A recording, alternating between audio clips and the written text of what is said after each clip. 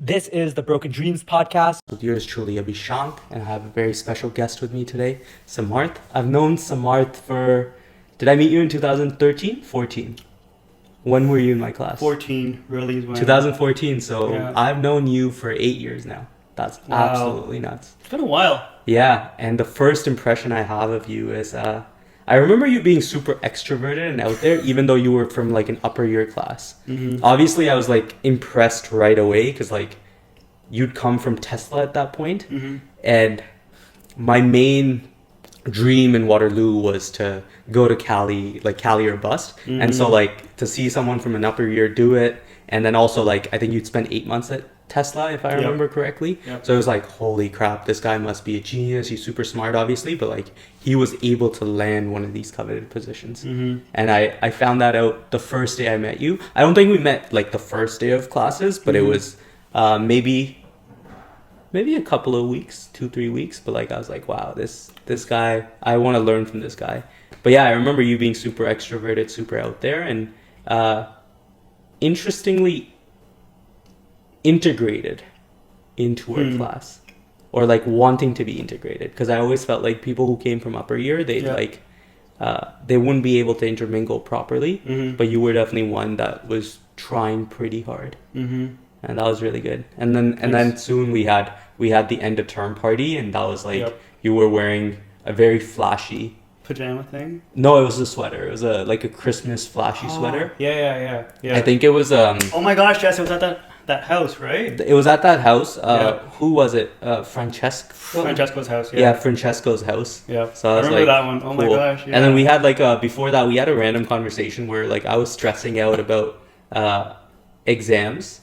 Yeah, because I thought I was gonna fail the exams, and I was stressing out, and you were like, "Man, just do it, just cram and do it." Yeah. And like, I remember that being very distinct because that was the whole vibe of Waterloo Engineering. Was everyone was just cramming at the last minute, and everyone got it done. So it's like, if I ever complained that I don't have enough time or like I'm gonna fail, no one had that. So, and if other people can do it, you can definitely do it too. Yeah. Right. And then I later found out people were taking like a bunch of Adderall to get that done. But at the end of the day, it doesn't really matter what was happening, but you just had to get it done, right? That was But I remember that distinctly because I remember being. Was that 2B or something? Was that bar B? That was actually 2B. Yeah. So that the hardest term to come into class with. I think 3A was harder personally. I agree. But 2B was definitely very, very dreadful. Yep. Actually, let's go back. So Samarth, tell us about yourself a little bit. What do you do now? What did you grow up on? We kind of just dived into it. No, that's cool. It is good to like understand the origin story of like how we met, right? Yeah. Very like random. I think I met most of our class when I was doing Frosh Week, because I was your leader at that time. Right. And then like when I took a year off and I came back, they're just like, oh my gosh, you're in our class now. Yeah. And they're like, did you fail? Did you do this? And I was like, no, I just took a year off. Guys, relax. It's fine. Got into the class, and then before that actually, so we both did engineering. Yeah. Both did Tron, which is mechatronics. I went to high school in Mississauga, Ontario. So mechatronics is, just for everyone, it's robotics engineering. Pretty much. We went to Waterloo University, which is located in Waterloo, Canada, Canada. Right outside of Toronto. It's supposed to be a fairly good engineering school, one of the top ones in Canada. Yep. And I thought I was passionate about it. I don't know. We'll get into how it came to be about for you. But yeah, you went to high school in Mississauga. I went to high school here in Rickanson. Okay, nice. Yeah, you've heard of school? Yeah, because I used to play badminton there. Because they were hosting it every single year. They were very, very good, and their really gymnasium is. I didn't know how much funding Rickanson has. It seems like a rich school. No, because they're huge. Like the school size is huge. It looked new. Their gymnasium was out of. I think you guys had 2 gymnasiums. Well, like we had a barrier in the middle, right? That would like break it up. Oh, I thought you had one big gymnasium and one small one. That's how I remember it, but maybe it was just one. Yeah, I think it's just like divvied up. Just massive gymnasium. Yeah. And then I think you guys held ROBSA and OBSA there, right? I don't remember. Okay. I was there for a year and a half. Okay, that's it really. Where'd you move to after? So before that, I was in Abu Dhabi. Okay. Middle East. Spent probably most of my life over there. Until 16? Until 2010. So were you 16 at that point? I was like 16, 17, yeah. Wow. Yeah. Okay. Uh, And why do you not have a strong, like Abu Dhabi accent? what is the Abu Dhabi accent? I'm asking. Is There's there no no accent. accent? In No, there really is no accent, but it's funny when you're there. Are they primarily speaking English in Abu Dhabi, Mhm. or are they speaking Urdu or? Everyone speaks English. Okay. You can navigate with like Hindi and Urdu as well because there's so many like foreigners from India and stuff Okay. that are there. So what's the native language or the primary language? Arabic. It's Arabic. Yeah, Okay. yeah, that's And so Arabic. was it? And you obviously don't know Arabic, or you do? They tried to teach it to us, and Yeah. and I tried to learn it, but it was really hard, so I didn't really get. Have much you out of it. communicated with people in Never. Arabic? Okay. Never. Okay. Never, but it's a really hard language to grasp. Right. I can read it and I can write it, but I can't like speak to people. Why'd your parents come from Abu Dhabi to here? Right around that time is actually when the GFC had happened, and like employment was not certain. Things were very shaky out there. Were they saying, what was the news? Were they gonna deport people back to their native homeland, and you also couldn't own a house there? Right. So So was that the two main? definitely rules? one was you couldn't own property. That was a big one. Yeah. Then the other one was that not so much deported, but people just left. Right. But 'Cause- why? Because they lost their jobs, things were like chaotic and whatnot, and everyone was like living high on life, right? Like they bought big houses, big mansions. Oh, your parents? No, had, no, a like big not house? us. Like Yeah. we were like simple, just middle class people, right? What did your parents do there? My dad was working in construction and project management for like offices and buildings and stuff. And Is he an engineer? No. Or is he like a architect by profession Oh, from he's like an architect. back in the day? But he's doing a lot of like rental kind of work now, like he's in the field doing renos? project management and renovations. Yeah. So does he lend it out to contractors, or Mhm. he's the one who's like painting the walls? No, he's the one that works with the contractors and gets them to work. Very, very Yeah. tough. But let's go back. Yeah, so you guys were in Abu Dhabi Mhm. doing that. Your mom was In travel. taking care of you? She was in Or the she was- travel trade at that time. Yeah. Okay. Like in the airlines? Yeah. Airlines. Which airlines was she in? Have you heard of Etihad Airways? Yeah, my Yeah. mom used to work for Etihad. Oh, really? Yeah, Here in Canada? Here, yeah. My dad started off with. Oh, that's a good question. Where did he start off? I think it was Bangladesh Airlines. Okay. Yeah, he always wanted to be in Air France, but Bangladesh. Then moved to Emirates in India. As a what? He was just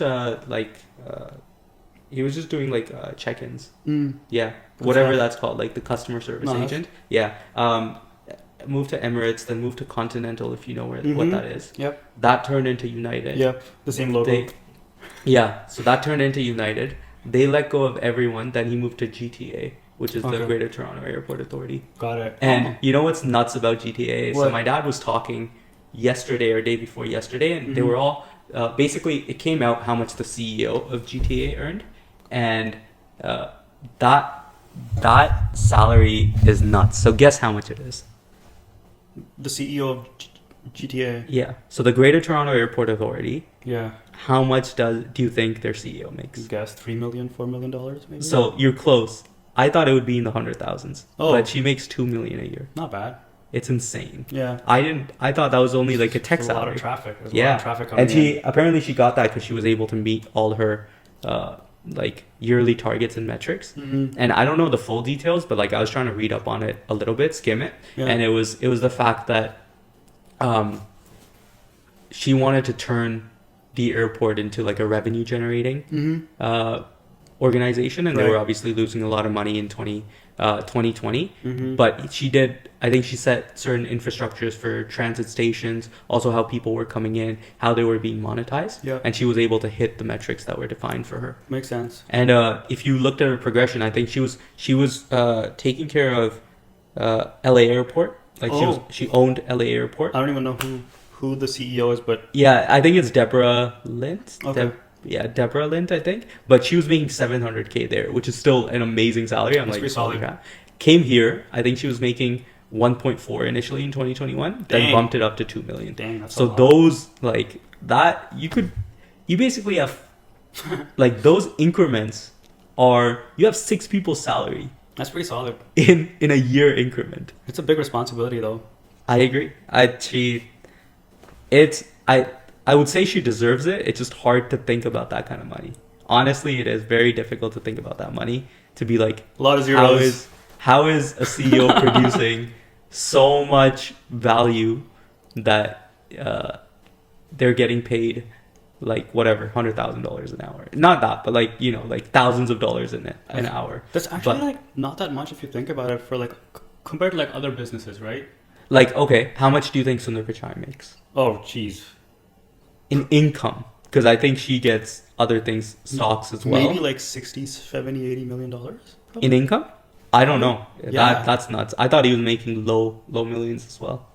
Actually, let's fact check this. Do you have your phone or did you put it away? What is Sundar Pichai's salary? What is Sundar Pichai's salary? Sundar Pichai's salary. How much is it?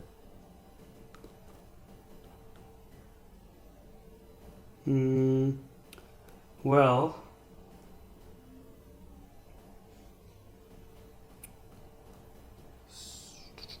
Sundar Pichai, or like base salary would be what we might be looking for. I'm guessing he gets a lot of stocks and stuff. Yeah. Oh yeah. So in 2020, Yeah, he received an annual salary of 2 million, exactly. as well as a 240 million stock package. 240 million? Yeah. Yeah, right. That's what it is. So base pay is 2 million, and then $2 million, everything else in stocks. So I think she Not also too bad. gets like, although it's the airport is actually a private entity, so she Yeah. probably gets stock options. Right. And then it's funny, they rent out, so the government rents out space to the airport. The government rents the land. Yeah. Makes sense. And then the airport pays rent, Mm-hmm. and apparently there was no rent due in 2020. Government was like, no need because you're losing so much Thank money. you, 'cause it was- government. What about it was- us? yeah. But yeah, so that's a little story about, I think we were talking about the airline. So your mom worked for Etihad. Did she work for other airlines as well, or was Etihad the one and only? She like that was the one like at that time before we moved here. Did she work in airlines here too, or no? She actually came here and worked for like a travel agency. Actually, a Okay. few of them. Okay. Yeah, multiple. Was that lucrative? Actually, that would have been recent, 2010s, right? Was that lucrative then? I think for newcomers like us when we had moved here at that time, like Yeah. getting a job in the field which you've been in before was like Huge. dream yeah. come true, right? Like Yeah. not everyone gets that opportunity. Yeah. So we're just like, you know what, take it, run with it. We'll Yeah. see like where it goes. Yeah. And that was a ground to like at least Is the jump travel off. agency something where you're getting paid per hour? This is a normal or- job. Oh, it is. Okay. So you It's get a paid. normal job, yeah. So you get paid like whatever, 15, 20, 30 bucks per hour? Yep. Okay. I thought it was like on some sort of commission basis, which would be difficult. That's only if you're in sales and like But she wasn't in sales, bookings and right? stuff. She was in sales. Okay. I think that's what she was doing, like trying to get more clients and whatnot. Okay. So commissions are a big like Yeah. thing over here. Like a lot of people actually work on commissions, right? Car salesmen, insurance salesmen, Yeah. real estate people, whatever. Like a lot of people prefer that. Even actually, furniture sales is like very much mission based. Yeah. You're Very entrepreneurial like mindset over here. Or have your parents been entrepreneurial? Are they? Would you call them entrepreneurial? people? They're hustlers. They are. Yeah, like Okay. like not like in a go and like launch a business, but like they know like what to do when things. But they It usually do. They try to start stuff themselves. Yeah, they have Yeah. like things happening like all the time, right? Like whether it's like getting an insurance license and helping people get insurances, or Oh, really? like Okay. selling like small gift baskets, or just like How do small they? stuff. How do they analyze what's worth their time and what's not? Or do they just try to grab everything and whatever works? Not so much. No, it's not like they're from a very different generation. They're not just like let's go do everything at once. Okay. They look at like what the need is, right? Like if they have a friend that's having a party and those friends need like gifts to give back to people, Yeah. they're like, okay, we'll do it for you. Why would you go to India and get these things when we can just do it over here for you? Oh, okay. So then Oh, okay. That's so an they'll opportunity. they'll fly to India and get it for them. Not kind like- of thing? procure from like local sources. If someone's in India that can buy it for us, we'll order it from them directly. And then charge a little Yeah. surplus. Yeah. for it. Okay. Simple businesses, right? Like that's Yeah. that's the basics of businesses. No, I agree. My parents used to. It's funny. My dad's changed so much Mhm. over the years, so like I don't think he does this anymore. Yeah. But back in the day, my dad would go to like Singapore and Dubai. Dubai Mhm. was a big one because Emirates was obviously housed there, Yep. and buy stuff and then sell it for a small surcharge. Yep. Yeah, they were hustling. I think my my dad's calmed down a lot over the years, but they were definitely trying to find ways. Although maybe it was because of my mom. But anyways, so okay, they're hustlers. They came here. You were 16, so grade 10. I was young. I was in grade 10. Rick Hansen. Was the education system easier to adapt to here? Far easier, man. Like, okay, jeez. Yeah, I feel like no studying required. You knew everything. I mean, I knew a lot of stuff. And even physics, like kinematics and all of that, you had already done? I'd gone through most of it back in Abu Dhabi already. In grade 9 or grade 10? In grade 10 and 11. Wait, you did grade 11 in Abu Dhabi or grade 10? I did half of grade 11 there and half of grade 11 here. Oh, so when you came in, you were in grade 11 already. I just had one term to get like all the core courses done for grade 11 and then university. So math, science, or maths, chemistry, physics, English. Yeah. Those were like the 4. Did you become a Canadian citizen right away as soon as you came? No, we'd lived here in the past when I was in like middle school. So that's when we got our passports. Okay. So like in terms of university, you didn't have to write the SATs and also no. You were a Canadian citizen, so the tuition was... I'd always wanted to go to Waterloo, so... Oh yeah? Yeah. Wow. Since a very long time. So you come here, you retake physics, chemistry, advanced functions, calculus, just to get into the system over here, right? Yeah. And then And then do you like if you want to talk about this, what were your grades like? Were you just 100? Not 100. They were like 90s for sure. Like high 90s? Low to mid. Okay. Yeah. Yeah. But that was enough to like get me into like Waterloo. Yeah, I remember coming in my year and like Betty met us at the presidential. No, like even the first meeting when we got in, like the first event that was held, and he was like, the cutoff this year was 93.5%, and then like I started talking to friends, and maybe I was looking at outliers, but everyone had like a 96% average. Wow. And so I felt like mine was 96.5, but like I suddenly felt like I was middle of the pack. And they would always say like, oh, we didn't try to get this. Like it was super easy. Yeah. Like it wasn't and like, yeah, like it wasn't even like telling me that it was easy, but it was like showing it. Like the attitude made me believe that they were right, where they were just like, they weren't even going to classes. They were just figuring it out. And I felt so bad for myself because I was like, I worked my bum off to get this grade over here. Yeah, like my bum off to figure this out, to how to get this, and people are just doing it with no effort. That's funny, whatsoever. Similar feeling. Yeah, so Definitely. I was like, damn, this is gonna be a hard ride. And it was worse because I remember asking my mom going in, and I was like, how smart do you think I am? And she goes, I think you're smart enough to get like an 80 average, but I don't think you're a genius. And that really that hurt me quite a bit. It hit me really, really hard. But that's life. It was interesting. The first few years of Waterloo were definitely like very eye-opening. Yeah, eye-opening, a roller coaster, and then like even in the middle, realizing that like you might not be the smartest, and then finding a way around it. Like that whole roller coaster of like going down and then being it doesn't really matter in the grand scheme of things as long as you figure something out. It's just a blip on the radar of life. Really. Do you know you wanted to go into mechatronics engineering? No. Okay. No, But you knew engineering? How'd you know you wanted to go into engineering? So actually, I wanted to become a pilot. Okay. All the way till grade 10, actually. And your parents were supportive of that? Well, they were more practical, right? They're just like, a pilot is what? They fly planes and whatnot. Like that's... Okay. What is the progression in a pilot's journey? Yeah. But don't they get... As they climb up the ranks, as in like, as they become...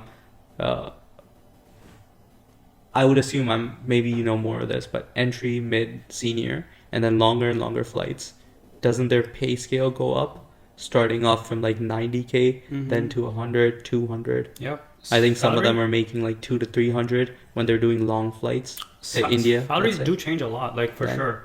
Earning more over time is there for sure, but like when you have an engineering degree, it just gives you a lot more options, right? You end up learning certain skills that open up a breadth of options for you to pursue down the line. That's what my mom said, yeah. And it made sense because I was like, logically, okay, fine. If I go and become a pilot, what happens when things don't work out, right? What can you pivot to? There's very few things. Yeah. So, and then when I was looking at engineering, I said, okay, because I was very like hands-on, tinkering with toys, unscrewing things when I was really, really young. Okay. Like just breaking things apart all the time. Were you in like first robotics and stuff like that in high school? I did robotics right when I got here, and I was like, oh my gosh, robotics is awesome. Like I gotta do this. Like in high school? Or Yeah, at Rick Hansen? Rick Hansen. Like Okay. And were you doing the mechanical side of things? I was doing as much. Were you doing like AutoCAD and stuff, or I was doing primarily hands-on? Primarily hands-on stuff, just like helping on the team, really like learning the ropes of the team, right? Because it's a new country. It's a full-on like yeah. organization within the high school. So you gotta like see, you know, what's going on, what opportunities are there, where can you add value, and just like go and just say, okay, fine, I can help build this, design this, sell this, whatever it is. Yeah. And then robotics was like, I think just having extracurriculars like frisbee, like this, like sports and whatever else was a big help to get into Waterloo. Because, you know, did you fall in love with robotics when you were in the first robotics, or was it like, this is cool, I don't know if I'm in love with it though? I was very much into cars. Okay. Yeah, cars was always my thing, and I was like, I love cars and I want to work on cars. You want to design cars? Like, Design, build, race, whatever it is. And then like that's sort of where like the whole aspiration to go and work at Tesla came in, because I was like, they're like the hottest car company even now, actually, which is funny. After like 8 years of us meeting, and I was like, oh, I guess what you're saying is that's abnormal for a car company. Yeah, it's like pretty surprising, right? That it was hot back then and it's even hotter now. It's crazy. That's a good point. There might not be another car company that's able to replicate that kind of hype. Yeah. Because I guess they've always been at the forefront of technology. Pretty much. And also Elon Musk is one of the biggest celebrities in the world. Captivating, charismatic. Celebrity entrepreneurs and whatnot, yeah. Yeah, definitely. He would be the biggest, and so maybe just off his name, Tesla is able to ride that decade, basically. It's been like a long time, and I'm just like, wow, like it's very impressive, you know, that a company, without even like marketing anything, like no ads, nothing. I mean, he's marketing. Yeah, crazy. Like if you've ever, he is, yeah. I saw him on the Nelk podcast. Yeah, and very left podcast for him, right? Very left podcast. But I remember him talking about full self-driving and autonomy, and that man was talking like Tesla was at a level 5 autonomy with no driver required. Put him out the door. We don't even need a remote monitoring system. Yep. Like he sold it like it's a perfect technology. Yep. And then when you actually go sit in a Tesla, level 3, level 2.5, 3, maybe 3.5 on a good day, like probably the most advanced though out of all cars out there. Yeah, that's fair, but very, very different than what he markets it. Oh yeah, and he markets it all the time, right? Yep. It's perfect technology. Yep. To where it's at. You're way far away from like even like I know a couple of people who have a Tesla. When they drive, hands are on the wheel, they're looking out for everything. Yep. If they ever took it off, Tesla's crashing. Yep. Right? So it's that man, they might not have a huge marketing budget, but he's marketing it crazily. He sets the vision, right? Like yeah. And his vision is sold. Like he's not saying we will achieve this in 2025. Yep. He says we've already achieved this for the past couple of years. And people eat it up. Psychology, man. Yeah, but people eat it up. It's crazy.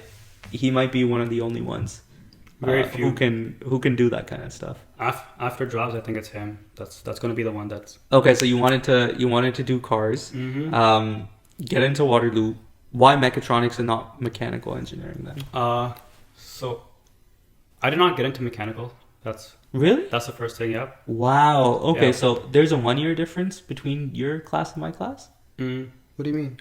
Like I came in 2012. Yeah. Were you 2011? 2011. Yeah. Wow. That flipped drastically because Tron was impossible to get into. Mechanical was an early acceptance for me. Yes, and so it's like I actually got into. So I had mechanical. Yeah. Chemical, because I thought that was very close to mechanical. Oh really? At that time, that's what I how used to think. How do you think it's close? I don't know. It's just like because mechanical is like I don't know why, but at that time my thinking was okay, mechanical then chemical and then like Tron or side. Okay. Right? Because I put Tron and side like right next to each other. I was like they're both basically the same programs roughly, and either of them would be fine. So I didn't get mechanical because it was too full.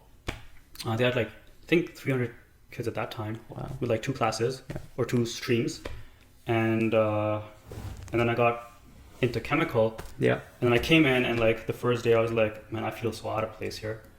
I was like sick of it, like the first day itself, and I was like, I gotta go change. Why'd you feel out of place? You just feel it in you, right? You're just like, yeah, this is not, it's not like my tune. Like it doesn't like rhyme with me, at least. Because there was too much chemistry in biology. Sort of, yeah. Cause or it was like it wasn't exciting because it wasn't about cars, it wasn't about machines, it wasn't about robotics or electronics and that kind of stuff. Yeah, which is what you wanted. Yeah. Let's go back a little bit. So were your parents, when you were growing up, were your parents like really strict, helicopter, or were they like easy, do whatever you want? Did they watch over your grades? Not at all. They didn't have to really as such. I was just doing what I had to do in school. I was doing fine in school even back in like 90s. Abu Dhabi. Yeah. I was doing pretty well back there as well. Okay. And so they were like, this kid's really smart. We don't really need. Do you have a brother or sister? I have a sister. Yeah. She's older. She's older. Do you think that helped quite a bit because they had? Not at all. That they had. Some people say this that like when you have the older son, the parents kind of experiment on the older one, and they're like really figure out what to do and what not to do, and then the younger one usually gets a lot more freedom. Oh no, I think they gave both of us like pretty much the flexibility to do like whatever we What does she wanted do? to pursue. She's in business administration, so Okay, nice. she works as a project manager now. Oh, nice. Okay. And so for me, it was like when I wanted to move into like mechanical stuff, my mom was like, "Oh, like have you thought of oil and gas?" Because it made a lot of sense, right? When you're in the Middle East and you're surrounded by people who are getting insanely wealthy off of oil, like even working in oil or yeah. owning. Even working in the field or like the Like field a petroleum engineer was making how much were they making in Dubai? This is like wow, like more than like 150, 200K. That's a lot. Which is a lot, and this is in dollars. Yeah. So like that's a lot of money for. And is the cost of living lower there? It was pretty low actually back then. Oh, so Very, 200 very was low. like you are. Oh, you're like set. Yeah. And you're only working a few months of the year, right? Because you go on the field for. Is it 8 months a year? So I think it's broken up. You go on field for, what is it, like 6 weeks, and you get 2 weeks off, or it's like 1/3 of the year you're basically off, right? Because the field is very, like costly on the body. It's a lot really? of, like labor work, yeah. But it's a really well-paying gig. So long term, you think these people would suffer in the older age? Do you think they would like develop arthritis at 50 instead of 60 or 65? Possibly.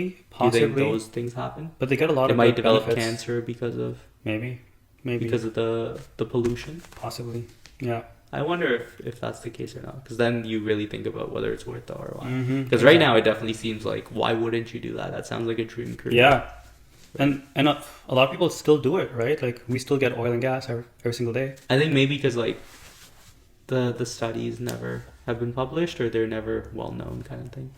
Those who are making money are just there making money. They don't really bother, right? Yeah. So your mom said, why don't you go into that? Yeah. And then what'd you tell her?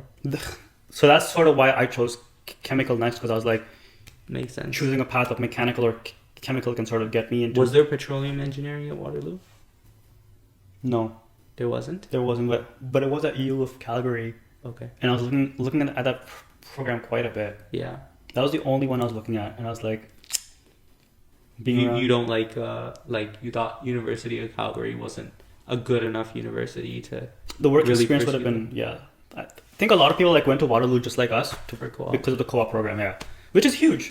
Getting to see like actual applicable knowledge is golden. 6 terms. Like I remember back, I don't know if I believe in this anymore, but back in the day when you thought of 6 terms, Yep. or 6 to 8, I think it was. 6 terms or 2 years of experience on your resume, you're like, that will get me so far ahead of everyone around me. Yep. And Come to realize when you get into workplace, a lot of them don't consider co-op as real work experience.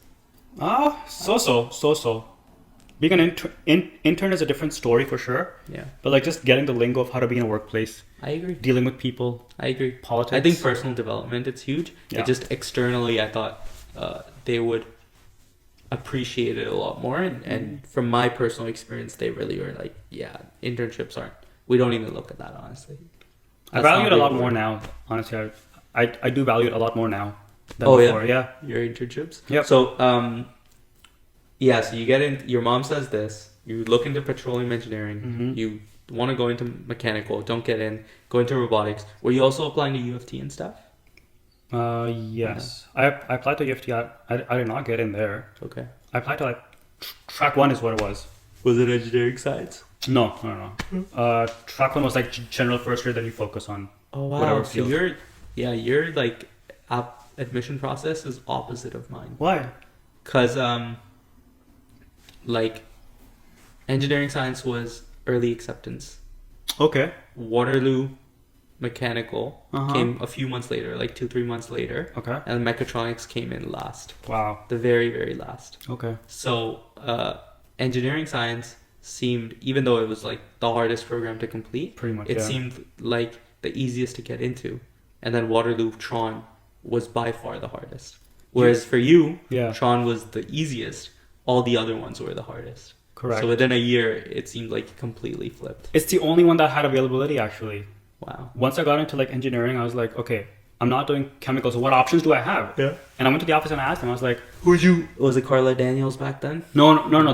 This was Oh, they're the first engineering office, Yeah. right? Yeah. And they're just like, well, mechanical's full. Yeah. Systems is full. Yeah. Tron's available. And I was like, you know what? I'll take it. I'll take it, and then I'll just get my grades, and in a year I'll switch out. Because you wanted to switch to mechanical. Mechanical, exactly. Okay. That never happened Because your grades weren't high enough, or because I fell in love with the program. oh, that's fair. Yeah. Yeah, like so funny. So once I switched, I was like, I want to go see what a lecture is like. Yeah. And I came into class, and it was like Weef Lab. You guys were there. Betty was there. Oh no, it's like Was it the MT 100? my old class. Yeah, Okay. yeah. Was Betty the prof, or was it MT 100 where you were doing the Engine dissection drawings? Yeah. Was it that? All of it was. Oh, you That did the one whole course. day instead of just one lecture. Yeah, so I said like I want to go and see what it's like for like one Okay, day. got it. And that was like coincidentally like the first class I ever like walked into in mechatronics. Yeah. And they were learning like how to draw and like they were looking at cars and stuff. And I was like, oh my god, this is exactly where I have to be. Yeah. And it's like just go for it. I wish. Yeah, I wish. I wish I had that attitude in the first few months of Waterloo, Which attitude? of like just soaking it in and really enjoying the experience rather than like focusing on I need to do well at the end of the term, so I'm gonna like really hyper focus on grades.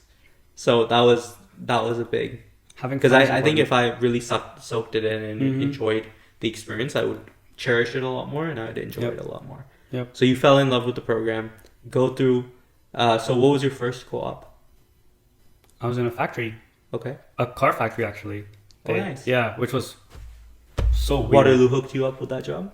Yes. Okay. Did you like it, or was it like a This was like crappy job? this was after school ended, after everything ended. This one employer out like north of Newmarket were just like, hey, we have 12 positions we need to hire co-ops for. Yeah. And I said, okay, fine, just take my resume, whatever. And they're just like, okay, fine, you're on board. You know what's interesting? When I was going into Waterloo, or even when I was in Waterloo, it always seemed like they make it seem like they're handing out jobs. But the reality of the matter is that, especially when you're in first year, a lot of people are going like at the end of the academic term. Yep. After that, Yep. and then really struggling to find anything and everything. The first year is the hardest one. And the drastic difference between what you end up with and what Waterloo promises you Yep. is massive. And you're like, is this what co-op is? Like, is this how bad it is? Wait, this is what I came here for? Yeah, like, I could have got this with my parents. I know. I could have reached out to these people myself and got a $15 job. That's hilarious. Right? Yeah, that's exactly. But yeah, so car factory, did you enjoy that? Were you doing any mechanical design? I hated it. Okay. Every single There day was I no hated mechanical design. it. There was no mechanical design. Okay. They promised me one job and they put me in a different job.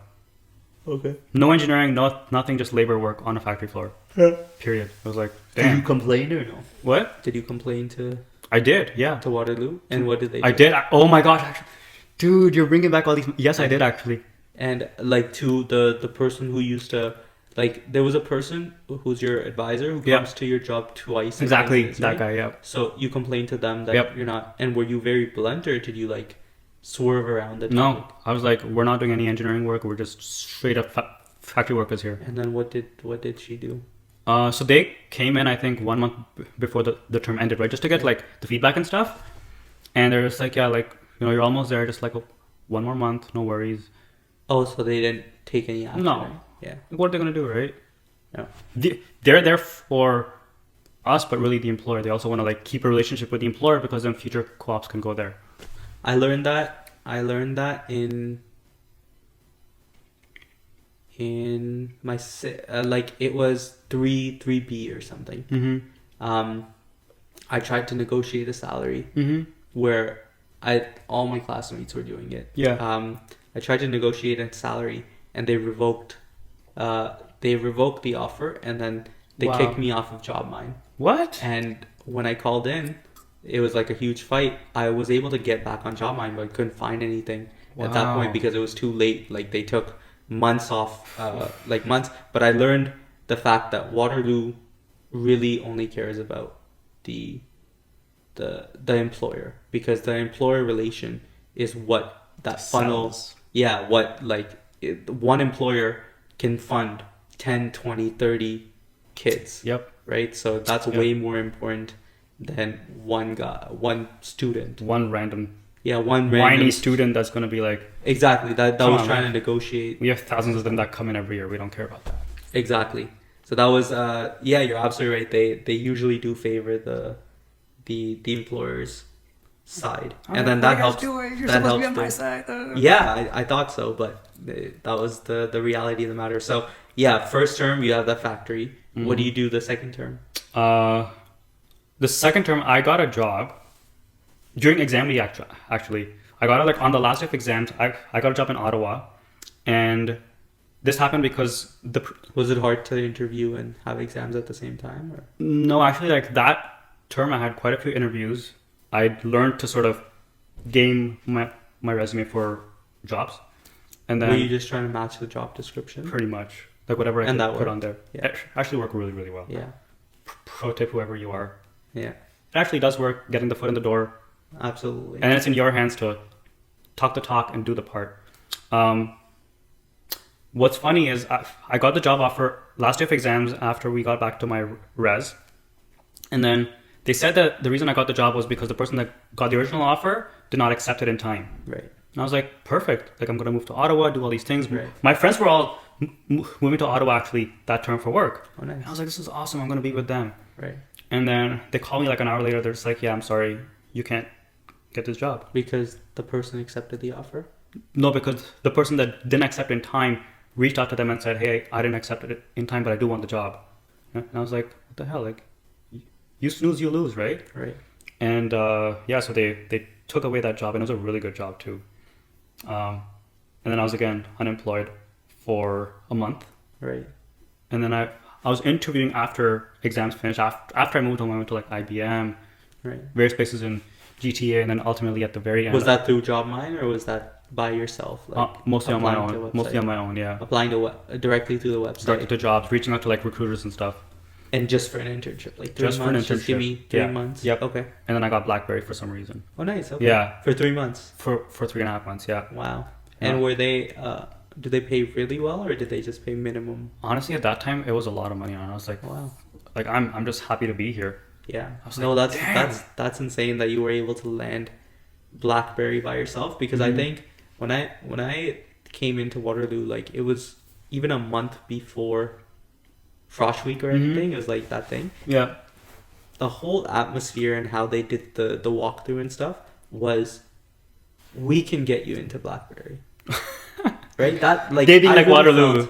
I really felt like it was like Waterloo Engineering co-op program can get you into RIM and Blackberry. It is, dude. Like I mean, yeah, they had so many jobs back then online too. I guess that makes sense, because like, yeah, would you have gone Blackberry if you weren't a Waterloo grad, like a Waterloo honestly, student? I doubt it. And they were I guess that's a fair point. Like the name gets you Blackberry, but it just seemed like Right it's like there. you were able to independently find Blackberry, even though Waterloo was promising this. I really dream, wanted to right? work there too. I was like, yo, this is a next gen innovative company. I want to work here. Absolutely. So you get Blackberry for 3 months. Is Yeah. it the best experience ever? This is your second co-op? It was a great Second co-op. Yeah, right? and I was That's doing insane. software QA, which That's is amazing. Yeah, and I was like, this is awesome. I was working on BB10 that time. Yeah.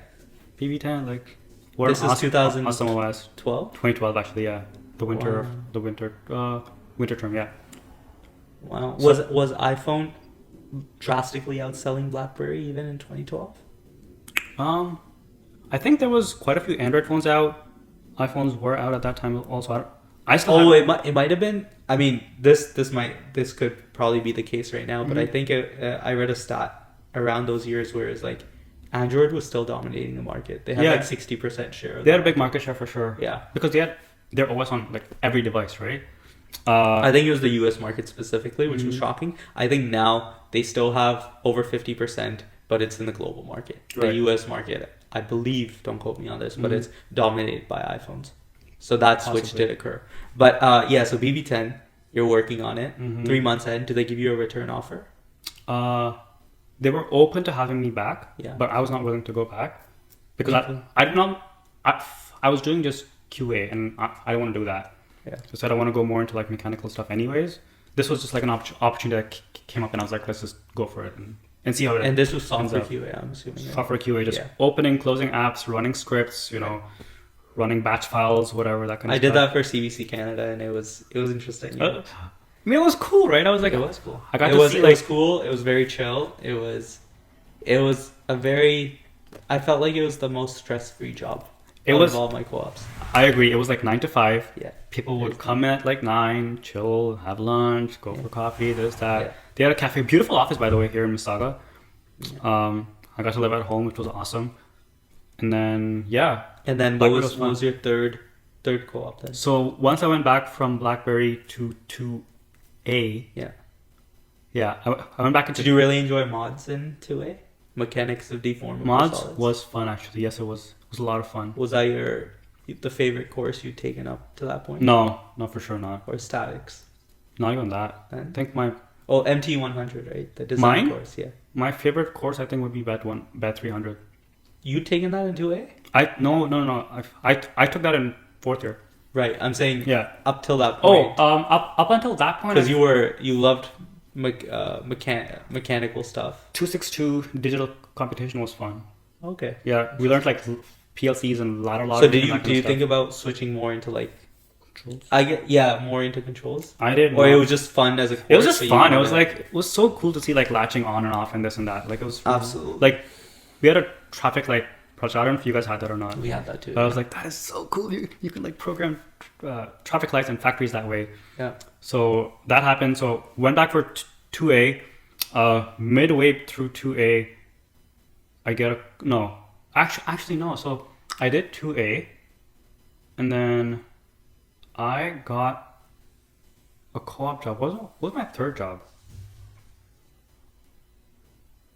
Okay, that's where I think things changed. So I do 2A. I was looking for a job, and then the role was from the summertime, the summer term, and I didn't get a job until like later on, anyways. And Tesla had reached out at that time actually. Oh, they reached out to you. Yes, because How did they reach out to because I'd applied multiple times in the past. you? Okay. I was like, I really want to work here.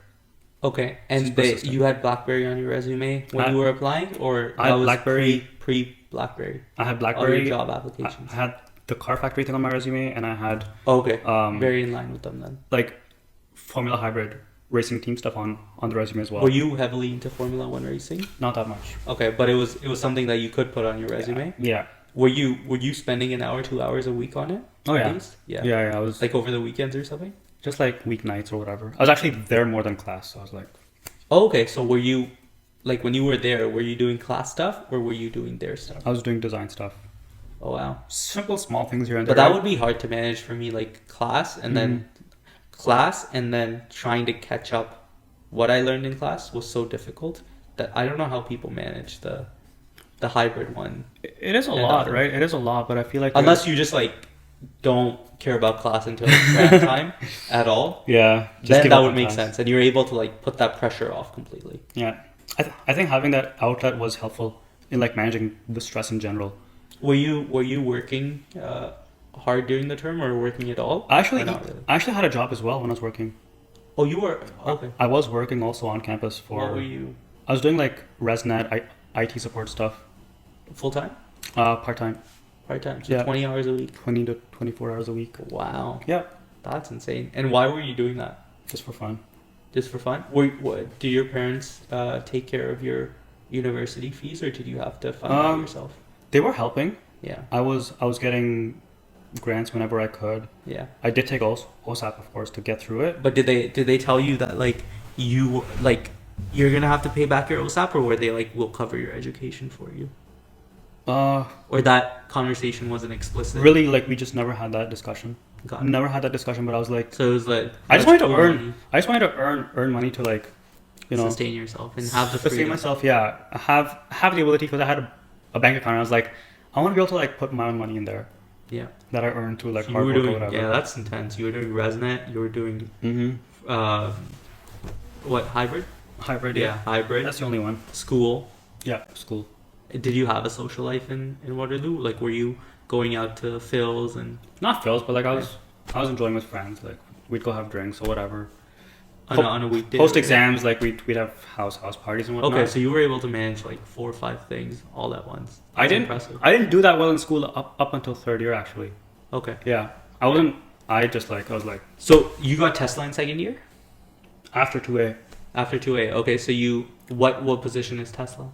What do you mean? Like, what position did you get? Oh, I was in manufacturing test engineering. Okay. Yeah, Very cool. And okay, so tell me about that experience. that was crazy. I was This is 2013, 20. Jeez, yeah, it's actually 2013.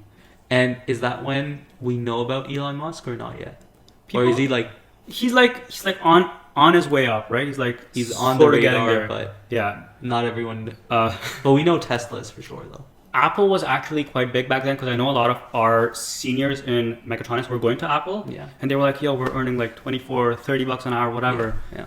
And then And Tesla pays you similar. when I got the offer, I was Yeah. like, it said $15 an hour. Oh, really? $15 an hour. Did you negotiate or no? I think I tried. I was like, can we get any help? Yeah. You know, like moving down, like Yeah. paying for housing because it's expensive as hell to live there Yeah. in like the Bay Area, as always. Yeah, they're just like, no, this is it. So then, how do you? Just take it or leave it. So how do you afford living in California in Silicon Valley for $15 an hour? Unless You- they like you- help somehow. No, so they gave us like maybe $1,000 in like a moving stipend. Okay. So I booked like the cheapest flights to and fro that I could, Okay. which was driving from here to Buffalo, Buffalo, and taking a flight from there to San Jose via like whatever else, which was the cheapest flight ever for like $300 or whatever return. Mhm. Then I struggled a lot for housing because Wasn't housing still like $1,500 a month there? So depends. I was living in Fremont for like a month, which was absolutely shady because I got an Airbnb and the guy gave me a discount because he was doing like the home boarding thing where like every single room was like Yeah. rented to like a different person, Right. and this was like $800 and I was like, whatever, you know, it's fine. Yeah. But then I got really like I felt very unsafe there in general. Why? What happened? Just like the neighborhood was like very sketchy and like the house was weird because he was like using these like cloth things to like divide up rooms. What do you mean they didn't have doors? But it was 2 people in a room. Like this is your kitchen and you put like a cloth around here to like make this a room. That's what it was. Okay. And I was like, yeah. And that's what you got. That's what you got. You got like the living room I turned into a bedroom. I had a Or room. you had a room. I had a room, but I had a random like mattress on the floor, nothing else around there. I was like, Yeah. I was like locking my doors every night because I was like, I do not want to get stabbed, mugged, whatever. Did you know your roommates or no? It was another Waterloo kid actually. Okay. Yeah, I just like met him on Facebook or something, and I was like, dude, let's just to be safe, you know, because you always want that. He was what Familiarity. engineering as Yeah. well? Okay. Yeah, and I was like, I just want to have like some level of familiarity like back home to be able to say that yes, I'm comfortable here. Oh, so you knew one of your roommates? Just it was just him and I, Oh, so it was just 2. just us two, Okay. and then And that guy was making 1,600 off. no, same. Two. Who? The owner? Yeah. Yeah, the owner was 1600 yeah. off you guys. Yeah, yeah. Okay. So then that happened for a month, and I was like, I can't live like this. So I packed my bags and I moved to Sunnyvale. You guys, you moved out because Fremont isn't a good location. Where do you move to? I moved to Sunnyvale. Okay. Which is across the bay. Yeah. I found a condo. A person was like renting out for $600 a month or something. How'd you find that? That's insane. So that's where the fun begins, man. And how much is Tesla working you at this time when you're finding these places? Just normal, like this was 8 hours. Yeah, like normal eight actually more than 8. I was there really like long hours because it was design and testing and stuff. And I just wanted to be at the office because I was like, I do not want to go back to a shithole. To like. Is a Tesla like, even back then, were they known for really like working crazy hard, or was the atmosphere different back then? They didn't make us work hard. Okay, it was optional. Honestly, no, I get it. As a co-op, you always end up working. Like this was one place which, until I think even now, the people who are there are passionate about what they're doing. Like genuine passion. They don't care about the money. They don't care about any other stuff. Do you think that's because they truly believe they're changing the world and they're part of that journey? Yes. Even though they might not be the face of it? Yeah. Do you think they want to be the face of it secretly? I don't think so. No? I think most people are okay like where they are. They just want to like take their skills and put them into use and practice and just create good products. And that's the top down like mindset, is just create the best damn product out there. Right. At that Do you point, think it bothers people that they'll never be recognized for it? I don't think so. No? No, why? Okay. I always wonder that because like it's like you might have created the best product, but when the world looks at it, it's only Elon's brainchild. Not necessarily. Like Elon gives appreciation to the team quite a bit. He does, but like let's say I'm a layman, right? And I'm talking. Everything that's done on Tesla is Elon and his engineers. Yeah. Do I know the names of the engineers? No. Do I know the contributions of the engineers? Do I know?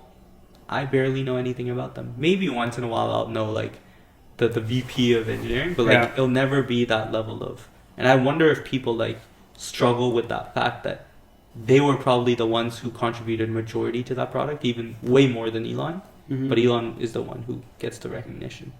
So to that, I'll say, although he's the one who put up the money, so I get that point. it isn't even that. Like you just have to.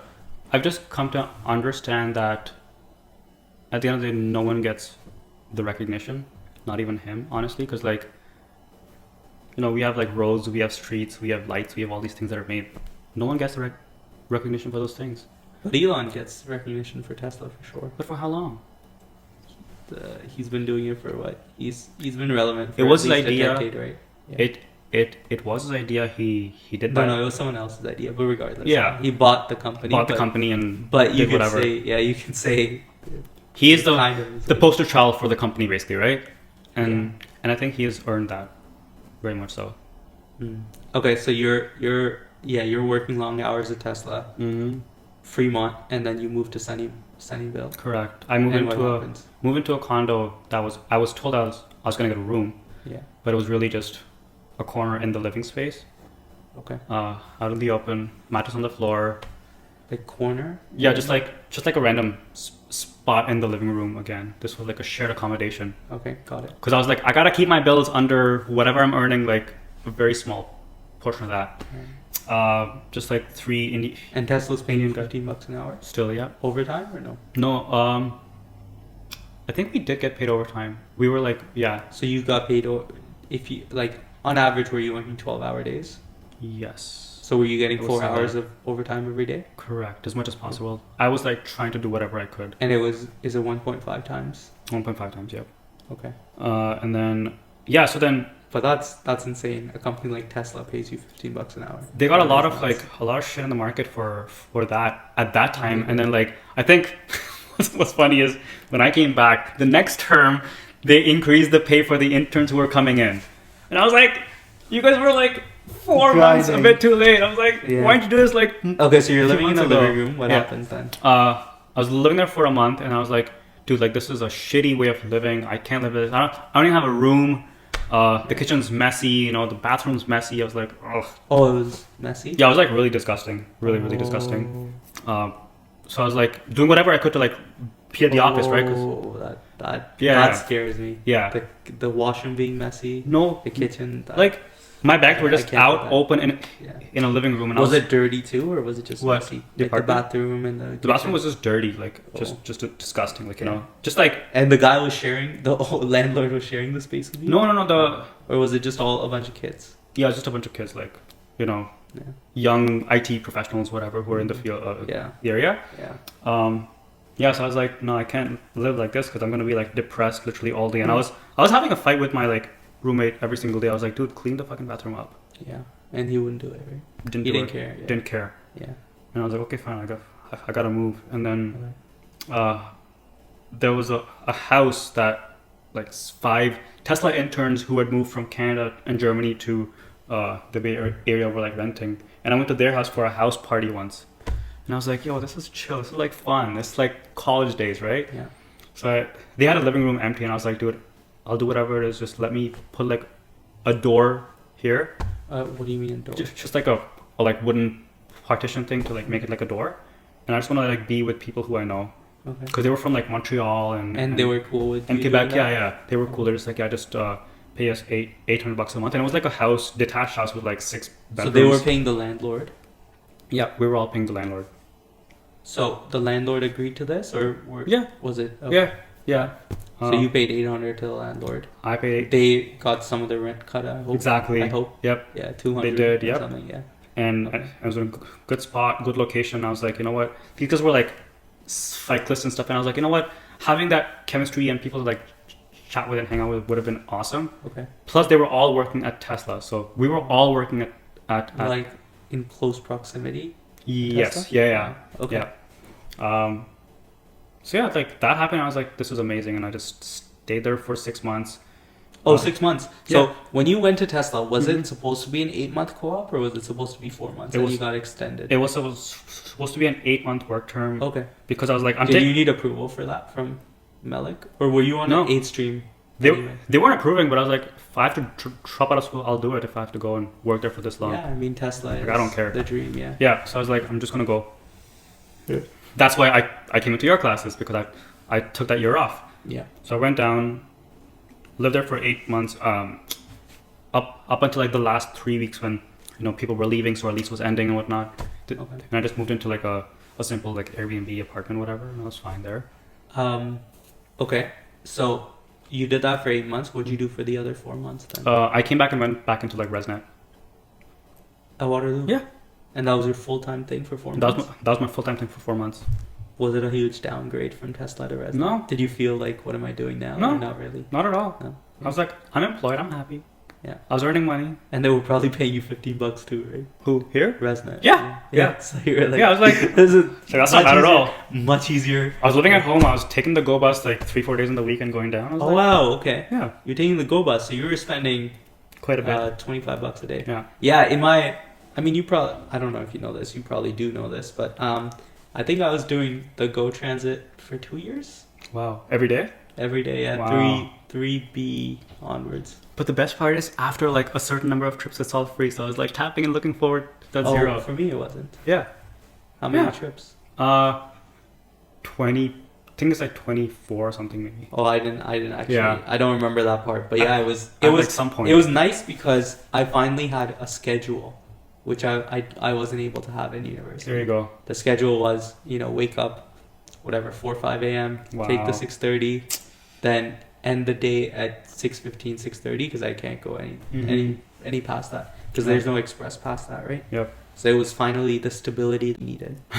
It was Routine it is golden, man. Like that. That and I could routine- never establish it in university, no matter what. You really have to be forced into it, and I think having a job can do that for you. Right.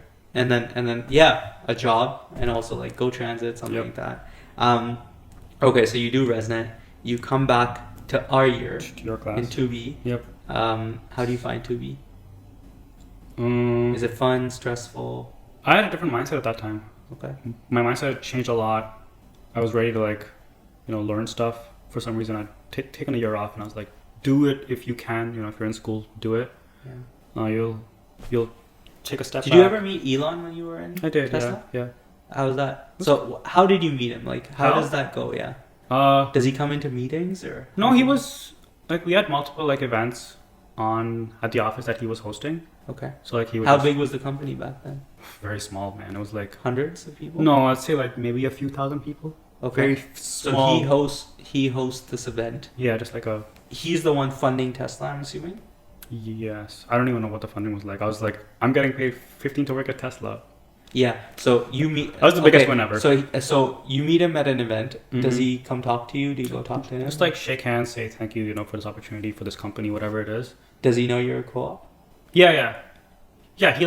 He knew who the interns were, and he's a very big proponent of actually having interns and apprentices at the company. Wow.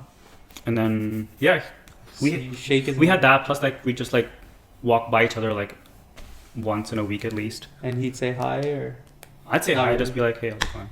and what would you say? Just- Is he someone who's very like?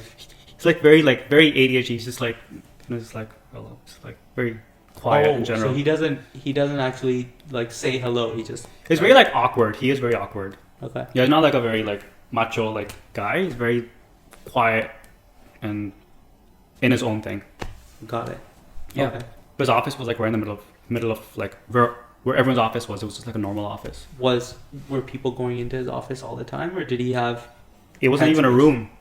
Okay. It wasn't even a room. It was just a desk in the middle of like where everyone else were. But like, were people bothering him constantly, or is it just like they leave him alone? We had a level of like respect that he needs his own space to like work on things, and his admin was really like managing everything, right? Like day-to-day activities, like meetings, calls, whatever. So what was he doing exactly at that time in Tesla? What was his major contribution?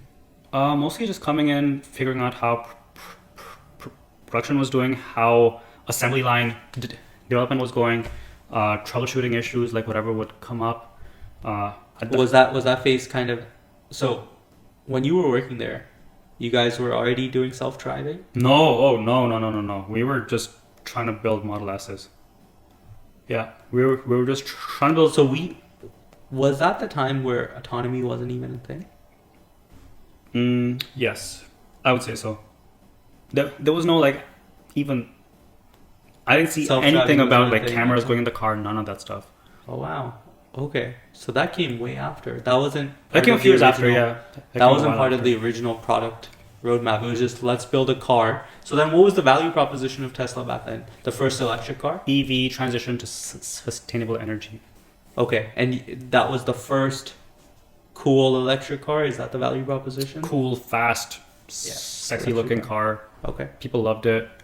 Okay. So they basically were doing what had already been done before from a product perspective. What had already been done before, but just making it better. they were moving to the X, right? Like transitioning to like an SUV / larger vehicle. Oh, there were no electric SUVs back then? Okay. So we were just So they really paved that path of yeah, they were just like SUVs, sort of building out the production for the X, which was yeah, and then also shared like with the S. Lamborghini type doors, the suicide doors. Yeah, that's what Those the were other things. interns were actually working on. Oh wow. Okay. The Falcon Wing doors and the Is he really part of like the? Is he a product person? Is he the head of product at Tesla? I'd say, him and Franz as a team. Yeah, Who's Franz? he is the industrial designer, the chief designer for the. Is he a co-founder as well, or no? No. Does he own a part of Tesla, or Probably does. I don't know. and stock options? But does he Yeah. own like? Does he have a huge percentage of the He- company? He has a very big say in the company. Okay. Yeah, very big say. Okay. And yeah, they're very heavily product and consumer focused. Very, very heavily. Right. And how are they product focused? Do they go out and do interviews? Or how do they figure out what the market needs? What's that process like? Did you ever get any insight into that? I remember distinctly that the door handles when they approach you, right? That was actually something that was developed by an intern at the company. And how did the intern get that idea? It's creativity, but also this like wow factor. Like when you like look at something, you're just like, oh my god, wow, that is so cool. Yeah. That's what you always want to go for. Right, but like I guess there's different ways of doing like product management. Mm-hmm. One of the traditional, like very common ways is you go to a bunch of customers or people that might want it, or just do random interviews in general and be like, what would you like in a car? Yeah. What would be the coolest thing? Yeah. What are your wildest dreams? Was that happening at Tesla, or was it, let's close my eyes and think of the most creative thing we can do, the wow factor. Let's put it in a car and let's see if people like it. I think it'd be a mix of both, right? So Elon was pretty like exposed, I guess, to the Tesla forums. Okay. It was a huge like online thing where people would go and post and just share ideas like, oh, so the first Tesla had been successful. The sedan had been successful, and there were forums. It was, yeah. That were. It was like groups and clubs and meetups and stuff that were like forming around this like. Okay, so thing, he would right? go on it all the time. Yeah, he would like. He'd be exposed to it directly or indirectly, I don't know, but he knew like, okay, this is what the pulse was in the market. Yeah. And that plus of course like thinking like, hey, you know, what do you want a car to do like 20 years down the line? And that's sort of where like the whole visionary aspect comes in. It's like, okay, what autonomy, if, yeah, like when you think of it that way, autonomy makes so much sense, right? It makes sense now. I wonder if it made sense in 2014 though, because there was no one. I wonder how he came up with the realization that autonomy was the future. Yeah. Although, yeah, I mean, you're probably way closer to Elon than I am, but I feel like, yeah, maybe Elon is more of a product guy than an engineer guy. Yeah. You know what I mean? Like he has that switch where he's like, autonomy is required. It doesn't matter whether it's possible or not. And if you put that lens on, then you kind of forget all the engineering constraints and you just drive people to do it. And maybe that's what he did in that instance. Because I don't know how much, I mean, you said you're still in engineering and you're still like looking up, but even look at Argo AI. Yeah. Which I would say is probably top 3 biggest autonomous divisions there is. Shut down because Ford was like, we can't do self-driving. There's no way. It isn't easy. So data is king, man. So there's a lot of companies saying this is not possible from an engineering perspective. But Elon still drove it home in the earliest of times, right? He will achieve it. It's just a matter of time. He will achieve it because he's that product guy who says it must be done. I don't care how it's done. The way he thinks is very, like, you know, first principle thinking, right? Okay. The approach is always going to be, what is the barrier to getting there? Okay. And what is the barrier for autonomous vehicles? All the different cases, exceptions, right? The long tail cases, of autonomy, the exceptions, the long tail of right. autonomy, and how do you solve for that? Correct. So, his thinking is we want to gather as much driving data as much as possible in the entire world, so that we know how humans behave in a car when they drive, because ultimately what is autonomous driving? It's just like the human thought algorithm going into a vehicle. That's all it is. And he really believes that if he collects an infinite amount of data, he would have solved the problem. Not would have, he will, because he already has the data. No, I agree. They've been collecting data for years now. A long time. Yeah. Like, I think Gen 3 maybe of like Model S had cameras in it, and they were like cheap VGAs, man. They were like blurry as shit. What? Like fisheye lenses? Regardless, they were whatever. Blurry, they were like really, still collecting data for no reason. Exactly. Like, like that plus accelerometers plus like all these things. Like just having that backbone of data, and then there was interns who were hired to like do the image processing and stuff. Annotate the data. Yeah, basically like look at data it. label. Yeah, exactly. So once you have that big call it image processing, but it's just them sitting for 8 hours a day and just labeling, which is critical, obviously. He was so smart because he's just like, just don't even think about it. Just put the cameras in every car. We'll see what happens afterwards. And then they just ship those vehicles out to people. They're driving. They're collecting data. They're getting the data, using it to build really autonomous cars.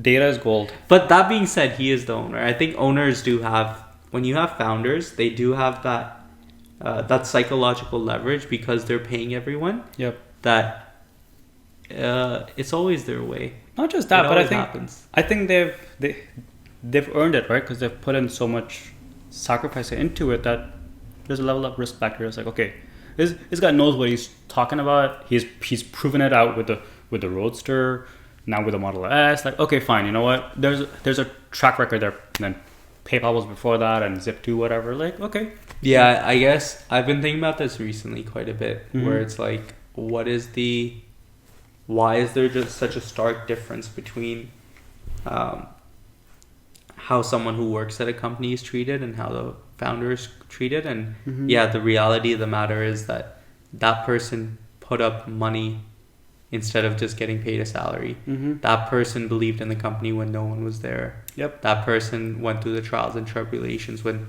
like everyone basically shat on them. Yeah, shat on them. And then also they're the ones who are funding this whole endeavor, right? Yep. So they have the leverage and the ability to make 1,000 mistakes without any repercussions. Yep.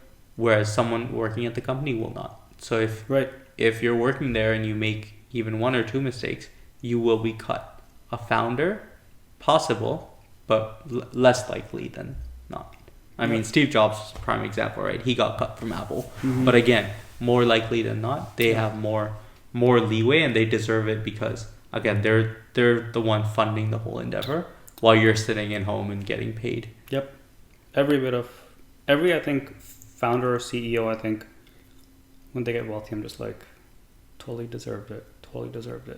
Yeah, because they had to go through such a roller coaster. It's not easy, every man. Single day, yeah. It's not easy. Business is not easy, and I'm just like, you just look at especially when you're not making any money, dude. Like, especially when you don't have customers. And yeah, you're just trying to figure it out. Everything's on the line, right? Like your name, your money, your health, your family. Like, you do give up a lot to. Do you think Elon Musk had to go through years of no health insurance or dental insurance? Oh, probably. When he was starting out. He was probably eating like top ramen for years. Yeah. So you come you do 8 months at Tesla, you come out, you go into 2B, 2B, you're ready to learn. So it was a good term for you, I assume. I was ready to learn. It was hard, but it was a good term for you. Plus I was ready to go back to California. I was like, yep. So where did you work after? Apple. Nice. All 3 work terms after that. In mechanical design. Wow, that's huge. Yep. Manufacturing. Did you have to work hard to get that interview and then pass it? I didn't even have an interview, truth be told. How? Okay. They had like a test to take home. Yeah. And I just gave it my all. I was like, you forgot school for those 3-4 days. Yeah. So it was. I had to give it in. Yeah. The day of one of my exams. Midterm? I think it was a midterm. Yeah. Okay. So what midterm was it? It was something to do with like dynamics maybe. I don't know what that course was, but I failed that midterm. Right, kinematics and dynamics. Maybe that one. There was a midterm there, and I think that's the one where it was like, if you do better on the final, the midterm doesn't matter at all. Maybe it was that one. Yeah. Must have been with Abdul Rahman with the long beard. That was 2B. Yeah. Yeah. I think that was 2B. Yeah. So I was like, I'm just gonna give Apple my everything, and I did. I spent weeks on it. So did you spent weeks on it? Yeah. How many weeks did they give you? So wait, did you study for midterms at all? That? Yeah, for everything else I did, but this one I was like. But you were studying for midterms while you were doing the assignment. Yeah. So how did you manage that? Not very easily. Like, did you split it half and half? Did you write it down? How many hours you spent on each? I didn't write anything down. It was like typical, right? Like the first few days or weeks, you want to just try out and see like what can actually work as a solution to the design problem that they gave us. Yeah. And then the last 3 days was just full on, like all in like design. So when did you study for midterms? Or that one midterm, I didn't do anything. I know, but for the other ones, how did you allocate the time? Evenings and stuff, and then like late nights, I was awake pretty much. Oh, evenings. Okay, so you'd wake up after classes and stuff. Yeah. So you would, after classes, you'd study for midterms, and then when would you focus on the assignment? After that. Oh, so like the Apple assignment would be your release from like that'd be like normal my school life. Yeah, that'd be like my nighttime activity because I really enjoyed designing. So how much did you stay? How long did you stay up till? I don't know, like that 3-4 weeks. 2-3 a.m. maybe. And then you were up at 8 a.m. class again. I was in class every morning. Wow. I was in class every morning. That was like I think one of the most then studying for midterms right away. hectic terms. Yep. Yeah. So you spent 3 weeks on this. What do you remember the assignment? What did they have you do? It was a toothbrush dispensing machine. You had to design a toothbrush dispensing machine. Yep. With like. And did you have to show like a couple of designs or one final design? I had to show a couple of designs, but like one. Did they give you requirements? Yeah. Okay, so you didn't have to like write the product requirements, figure out the features or anything, or you did have to do those things. I had to figure out the execution of it. But they gave you just like a parameter that, like, okay, here you have a box of like 1 meter by 1 meter. That's the footprint. This is what it has to do. Go. Okay. That's it. Which is pretty like broad ended, but I was I did pretty well on that. You had a very creative solution. Yeah. Yeah. Did you look up a bunch of toothbrush dispensing designs? No. Then? No, I just went with whatever I got. Like whatever you thought. Whatever I thought. Be cool. Based on like my exposure to like production, manufacturing, fixture design, all that stuff. Oh, that's true. So where's the toothbrush dispensing machine? Like in hospitals, I'm assuming would be just a random thing. I know, but like I would never see a toothbrush dispensing apparatus at a home, right? It would just be at the hospital, maybe. It wasn't. Yeah, it was. But yeah, you did. So do you know how many people you were competing with for that? I don't know, but I did not. It was weird because I did not get a call back at all. Okay. You submitted the presentation. Yeah. You didn't get a call back. I didn't get a call back. You were probably bummed out of your mind. I was really annoyed. Yeah. Sad. Everything, and then like. Was that your first, like, hard take-home assignment? Like something you gave your all? That's I think that was it. Okay. And then like the day of when the results were coming out for jobs, I was like, yo, shit. You don't have anything, right? No. That's the day I got the offer, right? Oh, you got it. Yeah, but like before that. I was like dying because I was like I had all these interviews and stuff and they didn't work out. Which ones did you have, except Apple? Were there any other like high-profile ones that turned to? The typical like GM, Toyota, there's that. Like those were very impressive. But this is after having gone and worked in California, which is like automotive company. Yeah. So, and especially like at that time, GM didn't have Cruise yet. Like now I look at GM completely differently because they have Cruise. They were just doing Toyota. like gasoline vehicles here in like St. Catharines. Right. It's like whatever. Right. So so you get the Apple offer, probably on top of the world that day. Top of the world. I was like, fuck yeah, I'm going back to the Bay. How'd you celebrate? Did you call your parents right away? Yeah. And what did they say? Well, I first cried a lot. You cried? Yeah. Like with your parents or without? No, on my own. That's amazing. I was like, damn. I made it. I actually made it. I made it. Were your, like, even when you were at Tesla, if we go back, were your parents on top of the world? They were really happy, yeah. Yeah? Yeah. I bet they would have told every single person they knew, my son is at Tesla. Yeah. And people probably didn't know what Tesla was. Oh, yeah. It's like, they were like, he's the Bay. A startup, okay? It's a startup in California. Yeah. Basically, like, it was. It is prime. Yeah, it's like the best company. Like if you look back now, you're just like, yo, shit, he was there then. Yeah. Like at that time, okay, that's crazy. I bet they were like so excited to explain to all their friends. They came down. Friends. We drove the car. I drove the car. Oh, they came down to California. Yeah. They paid themselves, or you paid for their trip? Because I don't think you could. I mean, I was earning barely anything, but they're just like, yo, we get to go to California. We get to like see what it's like out there. So where'd they live? In a hotel? Hotel, yeah. Because your place. Yeah. I was like, I got no room here. But okay, so you go to Apple. Yep. How much? What are they paying you? $30? Yeah. Slightly more than that, and then huge, yeah. Meals were not paid for. You know what's funny? Housing was now in 2019, I think or 2019 or 2020, I found out what co-ops get paid at Apple now. They're making like I think it's $50, $45 to $50. Wow. They're making $100K in co-op. Not surprised. Yeah, that's crazy. $100K salary over a year. Yeah, over a year. Yeah, I'm just saying like if you were to equate $45-$50 an hour, not bad, to a salary, that's bad. $100K salary for an intern. That's nuts. Like, so it was a lot of money. It was a lot of money. It blows my mind that an intern makes that more, right? But anyway, so $30, you're like, this is cream of the crop salary. Yep. Probably the highest paid. Top of the world. Did you know anyone in Tron that was going to Apple with you? That you could share this experience with?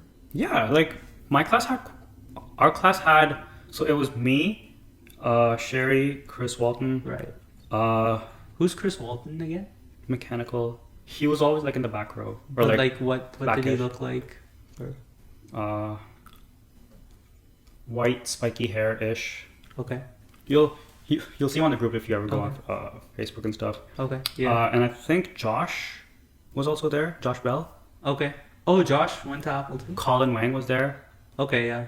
Oh, so that year a lot of people got Apple. Then. No, it was actually like maybe 10 of us. In the class that got Apple? Yeah. That's nuts. Yeah. And were they all doing mechanical design or Most of different them. things? Most of them were. Yeah. Oh wow. Okay, so they had the same assignment that you did. No. Toothbrush. They were in product design. I was in manufacturing design. Got it. Yeah. Okay. Yeah, I didn't realize how smart Sherry was until years later. Like she's super smart, worked Talented. super hard. Very talented. Yeah, always on the dean's list. Mhm. Very, very impressive. Yeah. But yeah, Colin Wang went, and then I'm assuming his two friends went as well. They were like 3 roommates that cooked together, did everything together. It was Colin Wang and his Calvin? two friends. Yeah, Calvin. And who? Was I it? don't remember the Sam? third one. No, not Sam. There was another person. Oh, actually, But- no. We have a picture of us from the Bay Area. So Craig was there that time. I think Craig at that time probably stopped playing football because I remember he dropped out of football. Okay.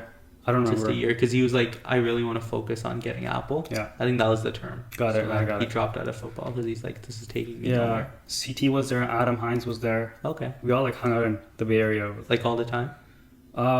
Once in a while, but it was like Okay. more than ever. Right? I was like, yo, I have people Yeah, who you I have know from friends. class who Yeah. are here. It's fun. And Apple, was it a good experience or was it Very, very stressful? Stressful experience for sure. Really? Very stressful. More than Tesla? Oh yeah. Why is that? I was working like 15, 16-hour days maybe. Consistently? I was going in at noon and I was coming back home at 2 o'clock. So like that long. Yeah.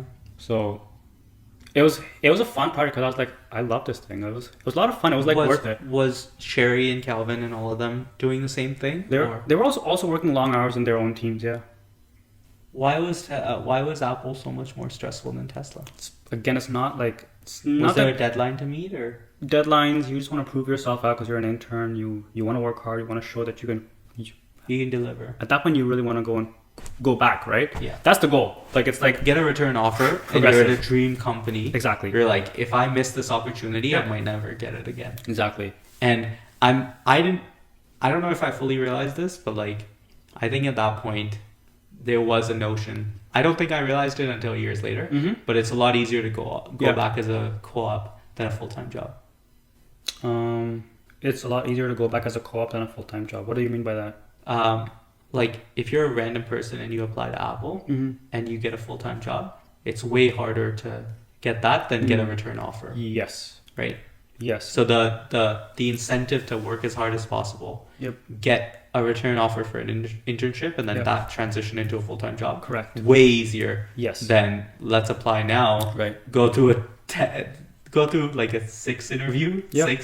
7 interview process. Yep. Actually more because 6 interviews on that day, Mhm. plus a take home, plus 2 interviews before that. So you're It's a long looking at, process. 9 interviews. Yep. A full day worth of traveling, this, that. Exactly. Meeting So- people, interviewing. Exactly. So you wanted to get the return offer. You obviously got it. Mm-hmm. Same team? Different team. I switched teams this time around. Okay.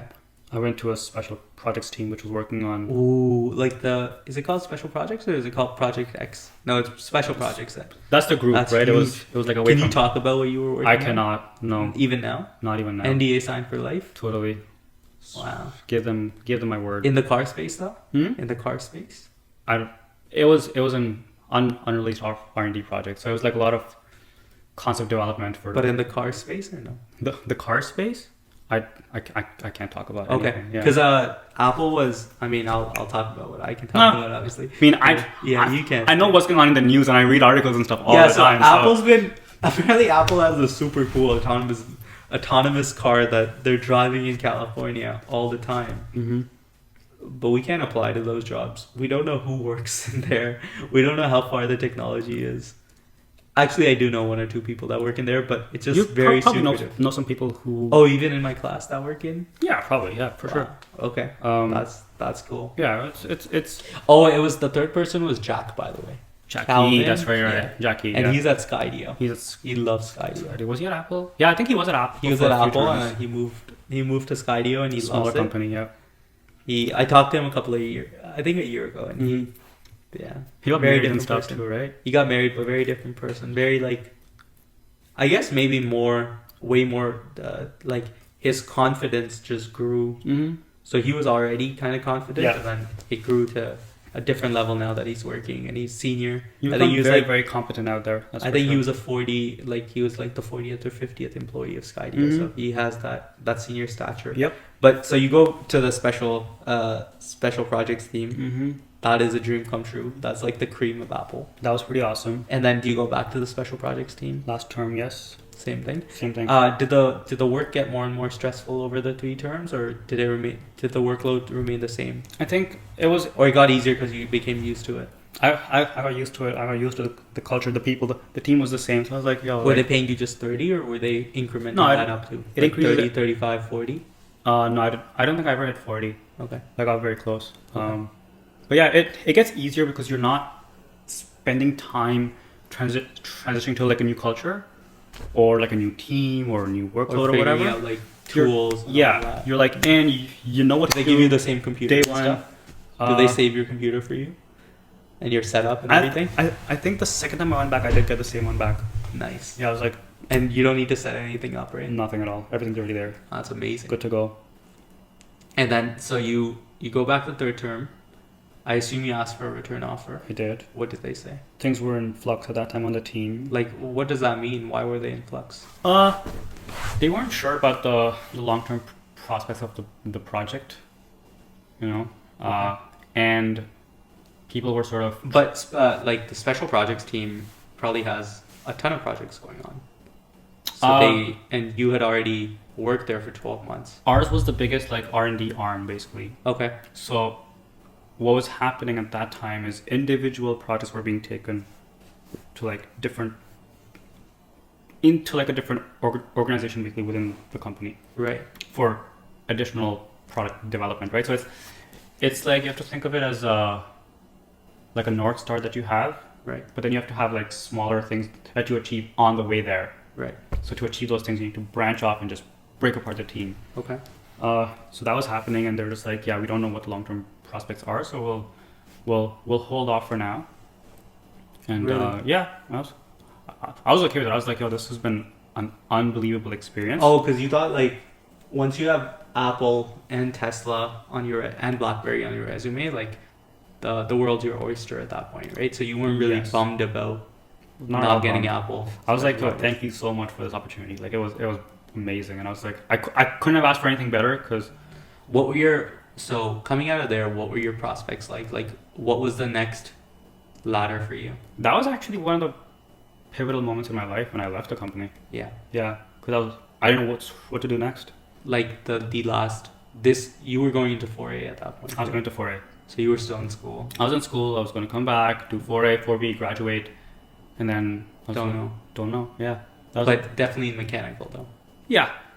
Remaining, sticking to my expertise, right? Okay, so World's Your Oyster 4A starts. Yep. Are you applying to jobs right away? Actually, let me move this. Camera. Yeah. It's all good. Yeah. Am I applying to jobs? Yep. I'm applying for jobs. I'm reaching out to teams back at Apple, reaching out to teams at Google, Facebook. Was Google the next Tesla. step for you? What What was like at that point? Mm-hmm. What, like you must have created a short list of. This is the next thing. Yeah. What is the pinnacle of that? I think next for me was really like looking at small businesses. Oh really? Yeah. So Like, you wanted to go into a startup after working in all these exactly. crazy companies. Yep. Oh wow. I wanted to go In into a California, startup though? in California. Yeah. California was a big thing. Very Was there a small reason stuff. for California? Is it because the best talent is there and the best people are there? Yeah, that's what it was. It was about going there, being with the cream of the crop, being with the best, and learning from the best, growing there as a professional. Was learning from the best a big thing for you? Yeah. Because they always sell that dream, like that you get to learn so much. Mm-hmm. I always wonder how we started really believing in that dream, that life Yeah. is all just about learning from the best. Yeah. And that's way more important than an income even. No, like the one thing that I do appreciate now about it is that it's hyper competitive. And that forces you to be on top of your game and sort of growing and growing and growing nonstop. Right. Uh, Do you think you ever get rewarded for your growth? over there, how? Like, you get paid a lot of money, you get the benefits, you get to live a comfortable life. I don't think now that the money is the most important aspect of it. Yeah, especially if you're working, like if you're getting paid 500, let's say, Mm-hmm. and Netflix. K? Yeah. Oh, sure. Right. 500. Sure. Which is very decent, I Mhm. think. And you're working full time for it. Yeah. Maybe 50, 60 hours a week. Yeah. How much can you enjoy that money? Not everyone's working that long, but I feel like in general when I was there, so after graduating, Right. I went back for a while to just like be there, interview, meet people, meet my friends and stuff. And I was reflecting upon whether I wanted that life or not. And I think that's what. Because that bubble had burst for you, right? Like you'd gone through Yeah. the best companies. Actually, let's take a step back. So Yeah. 4A starts. Mm-hmm. You start applying to, what companies do you apply for? Apple. Apple. Google you apply for? Apple, Google, Facebook, Like Tesla. Google, Everywhere. what, their Pixel division? Okay. They were working on a lot of hardware that time. Okay. They've always been working on hardware. Okay. And then Facebook. Facebook, Yeah. Tesla was always there on that radar. Do you get any of them? Like offers? I didn't get any offers, no, but I You was, got a bunch of interviews. a lot of interviews. Why do you think you didn't get any offers, but you got so many offers Because as deep an down, intern? deep down, I did not want to go back. Deep, like on the surface of it, I wanted to go back, but on the deeper side, I did not want to go back. And do you think that changes the way you interview? Oh, totally. Like, how do you think that changes Totally. the way you interview? It's not about what you say, but it's just about how you feel. I think at that point, you're just like, if you don't want to go back, there's gonna be something that happens that's gonna make that happen. Like, you don't want to go there, it's not gonna happen. Like, is it the way you say stuff? The intention, if the intention is not there, then It's hard to fake it. Yeah, Like, it's they always think like this something or guy other. is reading off a script. Or No, like not even that. Like if, if the intention is not there, then there's no force acting in your favor, right? Something or the other will happen. It'll be like, and also I'll be honest, like my grades weren't the best, Why did that matter? Because it didn't matter in the previous years. right? So how did it matter now? Right, and so because now, when you're interning, it's less of a requirement, I guess, because they're still like taking you for like a test drive and seeing how you are in this. Yeah, it's low. Corporate It's low environment. risk because it's only 3 months, right? Yeah. And you're like in a very protected environment where there's an organized way for you to work through your entire term. And also, like $30 an hour is nothing for them, right? It is literally like peanuts for them. Yeah. So then, once that looking at the academic comes in, I was like, okay, you know what? Yes, I don't have good grades, but like I've done a lot of shit in my life. I've done a lot of working, building stuff, machine shop experience. Were your grades in the 60s or 70s? No, they were in the 70s. But they weren't good in terms of like. Yeah. You thought that like all these companies want like 80s or 90s. Correct. Okay. Yeah. It isn't so much of what I thought, but it was also like that's what was being given back to me. It's like They said that. they didn't say that, but like they did bring it up almost every time. That they're What did like they say? they would ask me like what happened with your academics, like what Like happened why there? are the grades low? Is Yeah. that what they would say? Yeah. Wow. Indirectly, and I was like, yo, this is Yeah, because 70s is not bad. it's not that bad. Yeah.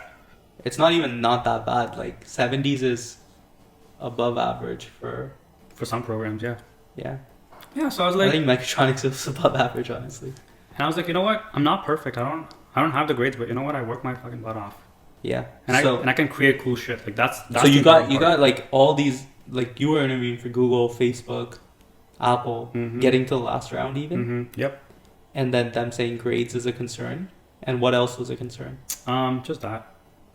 That was the big one, and like that really hit my ego hard. I was like, Yeah. yeah, I don't think I'm worth that.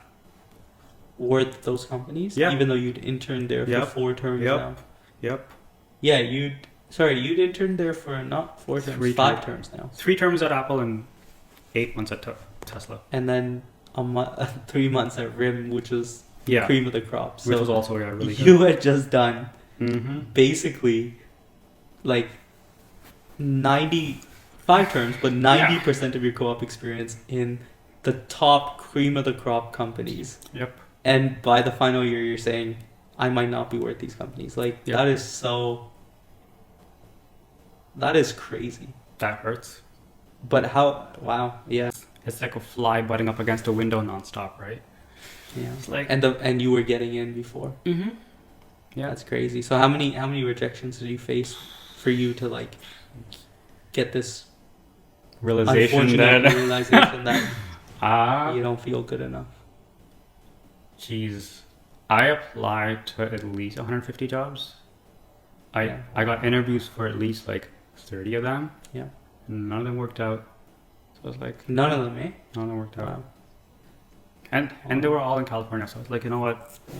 There's something weird going on that I gotta just step back and refocus Your on. parents must have been really upset too, Yeah. Like, because they'd seen their son at the very height. Yeah. Yeah. You are The the natural golden progression. The natural progression would have You're been to you're go the back golden full-time. child when Yep. you have 5 terms at cream of the crop companies. Yep. You are literally, Yep. they're golden goose, right? Mm-hmm. And then suddenly you're not getting any interviews. And they're Nothing. like, what happened? Nothing at all. But then Did before your interview skills change at all, or no? Hmm? Did your interview skills change at all,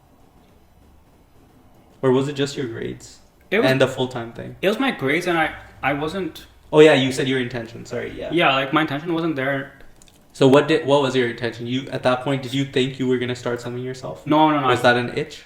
I think what happened was I was overconfident. Oh, okay. I was overconfident that hey, I think that makes sense. Yeah. I've worked here. I've done this. Like, why aren't you hiring me? Do you know someone named Karan Beer? Yeah. Right. Yeah. I remember him telling me that he wouldn't remember this, and we don't talk anymore. But Mhm. I remember him telling me that he was telling me. I think he'd come from Tesla as well, and then was applying to Apple. Mm-hmm. He applied, Mm-hmm. didn't get in, and then Mhm. got in the second time. And I asked him what changed. He said the first time I applied to Apple, I was way too overconfident Mm-hmm. because he'd come from Tesla. Yeah. And that hit me hard because you're absolutely right. Like that, even in those 30 interviews, if you are overconfident, for whatever reason, Mm-hmm. it It shows. doesn't go well with them. Yeah. It might show, and I think I think that's personally, I think that would be a good thing. But yeah, it rubs people the wrong way. I had a Maybe they don't want to work with you. Who knows? No, I Who know, knows like, what it is. I know. By the time I came back from the Bay Area, I had a very big ego. Very, very, very big ego. I would too. Yeah. You probably started moving different too, right? Like, Hmm? were you only associating yourself with certain people? I mean, I'm sure that has a massive impact on how you live life every single day, Yeah. right? Like, you want to have expensive coffees, you want to eat well, you want to, live well, you want to do. Oh, all you these- were doing that as a student Here. in Waterloo? Yeah, like Because you had so much money from the Bay Area? not just money, but like you just feel like you're like Yeah, you're holier than thou. yeah, you're like Which makes sense because, like, if you look at the regular stats of who gets into Google, who gets into Apple, who gets into Mhm. Tesla, Yep. I think it's like less than 1% or something. Like, Very- it's insane. hardly anyone. Yeah, so Hardly. so it's natural to have that Yep. crazy holier than thou. And again, it was just an internship. But still, Like if you like look back at it, but I was like, yeah. I've done this time and time again, and it wasn't just a fluke. So And you now- were but your intentions weren't. You were sick of it, but you didn't know what else to do. But you were also overconfident. Yeah. Didn't get any offers, and you were like, I might not be good enough for a full-time offer. I might not be good enough. Plus, I have an ego. Plus, my academics suck. So maybe I'm not worthy of going there anymore. Right. Like, I mean, I could answer. How did you figure out the ego thing? Like, your ego is too big. How did that realization come about?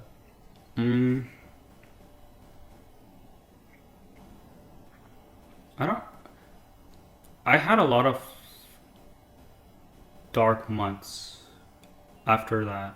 When after graduating, I spent a lot of time just on my own. Cause At home? yeah, like And what are your parents saying at that point? Look for jobs, or they were just like, take your time and figure it out. Cause I this is was not working. I was not in a good spot mentally, physically, emotionally, spiritually, any of those things. But Yeah. Cause like what ended up happening is once we graduated, most of the people that I was friends with packed their bags and moved there. Yeah. And I was here like trying to go back, and like just constantly like hitting against a wall. Like at some point you just like. Did they empathize with you, or did you feel like they, like all your friends? Oh, dude, we're long gone. Oh, they didn't even talk to you. They were long gone. Like once they're gone, they're gone. Like no one checks up on you. No one's there checking up on you. Even though you'd spent a lot of like me and Quality you time, yeah. Me and you didn't spend a lot of time together, so we never had that. But like Nope. all these people that you spent time with in California, none of them checked up on you. No. Oh. Wow. Maybe like one would just like once in a while just message and say, hey, how's it going? And then they would probably give you the same generic. Yep. Like so that happened, and like I think I don't. Did you ever contemplate doing something to yourself or no? There were times when you feel worthless and you're just like, okay, Yeah, what do I do? what is life even worth if I can't make anyone in my house proud or this or that? Like I've achieved all these things. Like what is the purpose of life? Yeah. Right at that point, you're just like, okay, well, why am I even alive anymore? Right. And then, of course, like you don't want to go to a point where you do something. Yeah. Do thoughts cross your mind? Of course they do, but like that's where you need to find that root. And there's been so many people who have come and gone before us. Everyone's gone through it before. Yeah. So it's like there has to be an answer out there. Yeah. And so like at that point, like I was just like, okay, you know what? Let's not for a change pursue California anymore. Let's see what else is out there. Let me get my life back on track over here while I'm here. Yeah. And then see how it How goes. many months had it been since Oh, graduating? jeez. Well, actually, after graduating, I did get a job. I was working at Thalmic Labs for like a while. While going through these depressive moments? Yeah. Oh, you had a full-time job? Yeah, I had a job. So then why did you feel so low if you had Thalmic Labs? Because I was... Because Thalmic was also like... Yes. It was like...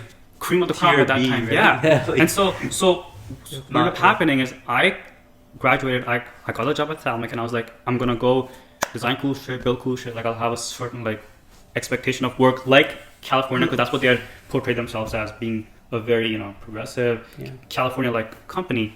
And unfortunately what ended up happening there is I got pushed way to the bottom of the stack, because people with seniority were sort of running things over there. Anyways, they've been in various industries, they had the experience, they were talented, of course, but like they're just like, you're just a new grad. What did Thalmic Labs rebrand to?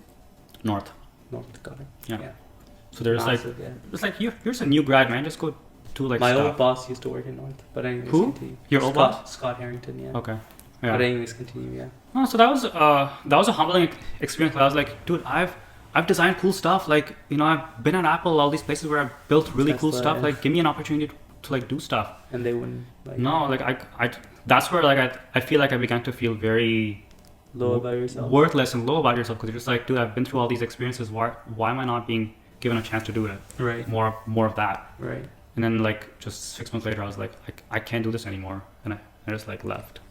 Oh wow. Yeah. Resigned. Yeah, I just resigned. I was like, Like I need time to recoup myself. with your boss, and you were like, Yeah. So what'd you tell him? my project was just wrapping up, and I was like, you know what? I don't think I want to proceed, because I need some time to recollect myself and What did he say? get my mental health and stuff on track. What did he say? And it's just like, you know what? It's okay. We respect your decision. We appreciate what you've done. We were just getting to get to know you and stuff. And I was like, yeah, I'm not like leaving, but I do want to like take some time to get myself on track, because otherwise I'm not going to be like... What do you mean leaving? Because you weren't going to come into work anymore. Yeah, like I'm not like leaving the country as such. Got it. Right? Like I'll still be in the area, but like I just need time to get myself on track. So how did that work out, where you went from 1 having week. a regular income to zero? Yeah, 1 week it was like poof, gone. So Did your coworkers... I knew what the risk was. I knew what the risk was, but I also felt like I had to do it. What, did your coworkers reach out to you, or not really? We're still in touch. All of them? Most of them. Oh wow. Yeah, Okay. we're still friends and whatnot. Like so. now that they're Google, you're still in touch? Mm-hmm. Okay. Mm-hmm. Yeah. Did they get a huge pay increase with Google? Of course. Employee? Everyone, like, good for them, and I'm very, very happy for them. Yeah. But it doesn't that doesn't excite me anymore. I get that, but Like- was turning into Google, like did they get all the Google perks when they turned into Google? Probably. I don't know Okay. if they're I thought you were in Like- touch with them, so I thought like, you would know. we don't even talk about that at all. Like, That's fair. I just know that they got to a point where they were running out of money and they had to sell. Yeah. So they sold for a very cheap bargain. Oh, is that what it was? Yeah. Oh, I didn't know that. Yeah. I thought Google paid them plenty. Mm. Nah, Oh. not really. Bottom of that. But Google did let go of all their employees though. They did get rid of some people, but Oh, they did? a lot of them just transitioned over. Oh, nice. Good exposure. So you go from having a stable income to now zero. Zero income. How your parents were fine with it? Or No. was there a No. lot of turmoil? They weren't on board even when I wanted to quit. It was like my own decision. Okay. But I had to do it for my own health. But then and were they? sanity.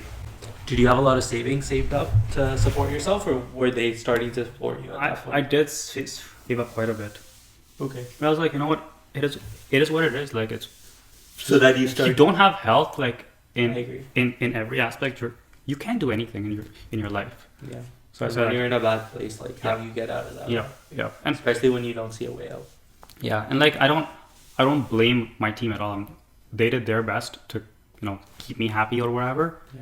and I did whatever I could to do work for them. And I was like, ultimately, it was my decision to say no. I need to pause and recollect my own life. Wait, so when did Henry's happen? Oh, July of that year. So like So when the did 6 you months quit? between Jan and July Okay. is when.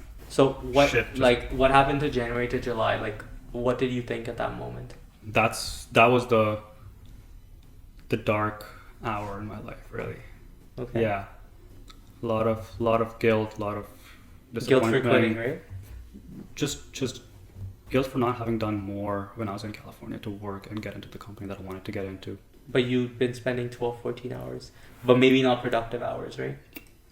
Because I felt like that a lot. Like if I look in my past, Mm-hmm. I always think of the fact that, yeah, like if I look in hindsight, it seemed like I worked my bum off and I spent long hours. Yeah. But maybe the difference was that they weren't productive. I I'm would just brute forcing it. Yeah, like I even felt like that I could have done better academically also, but I Yeah. didn't. That's fair. For some odd reason, I was like, because at that time I was like, this is the one thing that's holding me back. Like my true. Right? Yeah. Like if you somehow mustered a way to even reach like an 80 some average, Yeah, still you good. would be let's say working at Google, Mm-hmm. and maybe you'd be way happier. Yep. So I was like, you know what? Like I did not like that. I was like, I just wasted 5 years of my life and this and that. Like this job didn't work out. My internships didn't call me back. I was like, this sucks. Like that was like, Did you reach out to Tesla? not at that time. No, I wasn't like reaching out to anyone at that time. I No, was- but like when you were in 4A, did you Mhm. reach out to Tesla? I did not, because I just wanted to go back to Apple. That had always been the dream, and I was like, I just lost that. Okay. And then I went back in April after Talmic, when I left, to spend time there, meet people. Where? Huh? California? Yeah. Where? What company did you interview? I Or it was just to meet people? I interviewed at multiple startups and 2 or 3 interviews at Apple too. Okay. Just meeting friends and colleagues and stuff. I was And like, then what it's happened? like I love this place, but I feel like I just didn't belong there anymore. Okay. I didn't belong there anymore, so I was like, Did you get any offers or no? No.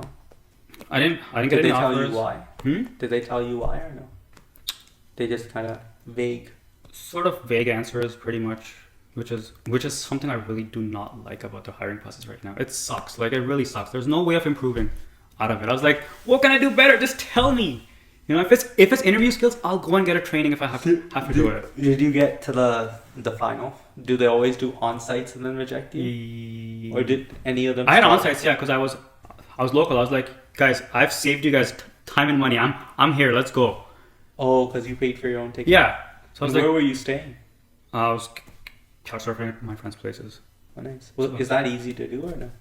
Depends on your friends if they let you or not. Yeah, but like, how does that? I've always wondered. Like, Mhm. do you stay at someone's house for some time until they say that, oh, you got to find something else, and then you move to No, somewhere else? Or... I was pretty accommodative, right? Like I had family friends who were there. I had friends. Oh, okay. And You got family friends. and I was like shuffling between everyone's homes. Like a couple of days every single day. Yeah, yeah. You had a schedule. Just or had like routine? one bag. I was like, just let me know when you want me gone, and I'll go. No worries. And people said that. Yeah, they're just like, oh yeah, we're going out for the weekend. We don't have an extra key or whatever. Like I was like, that's fine. Don't worry about it. Because at that time I was like, I went there to get a job, and I was like, this is all I'm gonna focus on and get. Yeah. And then And it didn't work. it didn't work. So I was like, okay, just maybe it's a sign that there is something better out there. Yeah. And I'm just knocking on the wrong door again and again and again Okay. and again, because it had been like what, since fall of 2016 till like 2018 April, that I was like knocking on the same door and it didn't work out. Right. And I was like, fuck it, I'm just gonna leave it. Okay. Just leave it. Just give it up. Just move on in life. Okay. And then And you I- applied to Henry's at that time? I had actually interviewed at Harry's Oh, Henry's. right before we graduated. Okay. And they gave you an offer? They did not give me an offer that time, but they reached out in July. Wow. Yep. Good.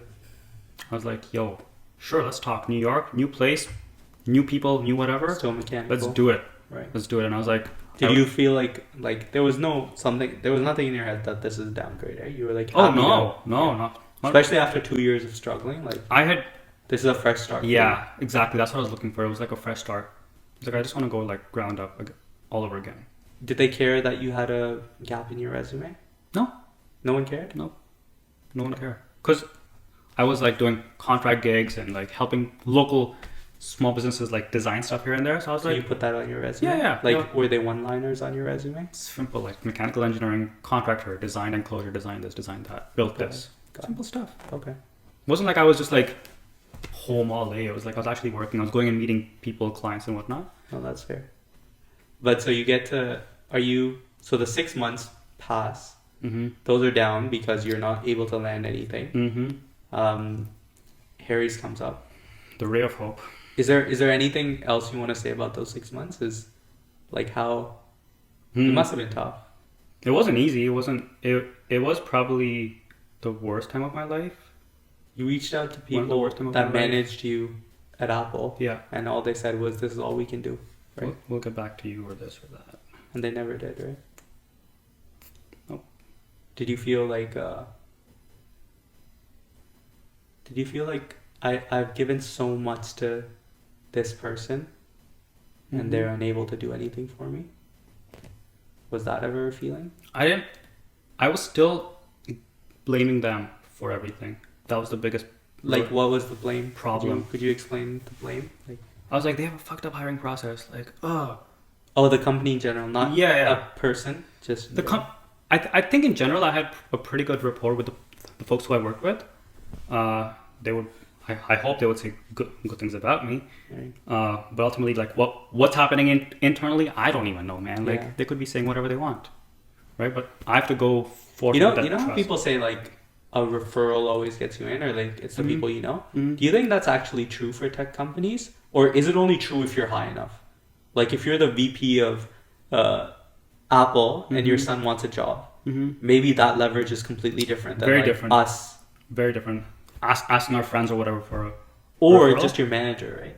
Like I'm assuming your manager, you talked to your manager, but he wasn't did. able to do a lot for you. But if it was your manager's son, Yeah. I think maybe he would get in. So do you think it's like who you know, but that blanket statement is it's a nuanced statement where it only works if you're in very close relation. Okay, so that's also roughly the time when things changed for me a lot in terms of my perspective on who gets hired out there. Okay. I did realize that I have what it takes as like myself, Right. but I might not be meeting their criteria of who I am to like go and work there. What do you mean? So I feel like this is just me. I feel like they have a certain checklist of items that you have to hit. Okay. And this can go into very, very many different things. But just to keep it simple, when I was there, I felt like it was a lot of the same kind of people you were seeing there. And I'm too outspoken, too like out of the ordinary to be. Do you think they've picked up on your outspoken? Oh yeah, totally. I was always like very outspoken there, even there. Even in the interviews? Yeah. You know, and that's when I was like, okay, you know what? Maybe. Do you think your technical fluency was ever a concern or not at all? I don't think so. Okay. Yeah, I think it's just that. I think you were like hitting that out the park. I was getting, see, getting in is not difficult. Once you know the answers to the main interview questions, you're fine. Right. So it was obviously something else. Something else. So I was like, okay, you know what? There's something else going on here that I don't understand, and I just wanted to ask, like, learn really what was going on. Yeah. So I just began to like question, dig, see what I could research and understand. And I was like, you know, reflecting back on my experience, and I was like, there's some weird trends that you see here and there, patterns and people, the kind of people, racially, if you want to go there. Oh, you saw that Culturally, as well? school, yeah. I thought Silicon Valley was full of Indian people. There's a lot of Indian people, yeah. So then I didn't think there was any Depends on racial stuff. Depends on which company or which team you go to. Okay. Right. Okay. Not every team or company is built the same. But you saw some divide. Oh yeah, I saw a lot of patterns. I was like, when I stepped back and I looked back, I was like, okay, yeah, I don't meet that criteria for sure. That's fair. For sure. How was Harry's? Harry's was an extension of Silicon Valley. Yeah. What do you mean? Just plain and simple, like the same clicks, the same stories, the same. Oh wow. It was a great place to work. Great What exposure. does Harry's do? I'm sorry. They make shaving razors Okay. and foams and creams and stuff. Okay. An extension of Silicon Valley. Yeah. Such a different company. Different company, but the same. Non-tech, right? Yeah, exactly. But like the same culture, the same vibe, the same kind of people, really. The same clicks, the same, benefits, the same pay scale almost. Oh wow, that's impressive. Yeah. Same pay scale. I mean, Very impressive. New York and California are very much alike in many, many, many ways. Yeah. So Yeah. How was that? It was a great exposure. I got to travel, to see the factories, got to meet great Did you people. finally feel at home or not? Not really. You know how you had this No. thing where No, because I was again very outspoken. I feel like I'm rebellious in a lot of ways, and a lot of people. And have you don't ever like tried that. to control that or no? I don't think I want to. Okay. Even back then, like Yeah. when you were at Harry's I was. or I Apple, mean, did you ever say, "Let me take a step back and become more quiet"? I'm not gonna self-censor myself for that. Even when you were going through depression, you never thought, "Let's reflect on my personality." That's interesting. That trait, you were like, "I'm gonna keep that trait." I'm gonna keep that because I came to realize that if I don't put things out the way that they are, then I'm just self-censoring myself and I'm selling my soul for a paycheck. That's fair, yeah. And I've seen that happen, man. Like people just change the way they talk, they change the way they behave, they change the way they dress, they change all these things. And I saw people transition in front of me, coming in new into the company at Apple, all these places, except Tesla. Everywhere else, I saw it happen, and I was like, "Oh, are people outspoken at Tesla? hmm? Are people outspoken at Tesla?" They just speak the truth. Like it is what it is. If it's broken, it's broken. If it's not broken, it's not broken. Like it's just facts. But then, how does Elon still drive the direction if everyone's just outspoken? So internally, everyone wants to do the same thing. They want to create the best car. Correct. Okay. When there's office, So there might be a politics at lot of. play, Okay. There are no office politics at Tesla. I didn't experience any of it. So why didn't you try to go back to Tesla then? So exactly. So after I came back from Harry's, I was like, I should probably go back to Tesla because that's been the best experience of my life, and it's been Yeah. minimal politics, just focused people who just want to get shit done. How did you leave Harry's? Were you let go? Yeah. And did you see that coming at all? Oh, I knew it. How did you know it? Uh, What were the signs? I knew it was coming 6 months before it actually happened. How did you know? It was over a work trip. It was us having discussions Okay. about work, about the culture and stuff. And I think I'd said something at that time that didn't jive very well with the team. Do you mind sharing what you said, or is it I confidential? think I said that I felt like we were very elitist. Yeah. There was a And- very elitist culture in the company. And then what did they say? Just ghosted. What do you mean? Just ever since then. And No, but like, what was their reaction when you said that? they just weren't very happy. At that point, Yeah. like you could tell. Did they You- say anything? You back? could tell, plus their behavior got tense. from that day onwards changed a lot. Was Plus, your manager there? Or? oh yeah, she was there too. And like we didn't want to have political discussions, but somehow or the other it just ended up coming up. And we would talk about Trudeau and stuff like that, and they're just like, oh yeah, we love it. They were saying, oh yeah, we love him, you know. Yeah. And I wasn't too happy with our leadership at that time. So I was like, I don't know, you guys want to like it, sure, go ahead. And the discussion about being right winger versus left winger came up, and I was. Oh, so you really got into We politics? I didn't want to, but whenever they would ask me anything, I was like, yeah. I was like, no comment, right? I was like, no comment, very like neutral, just done.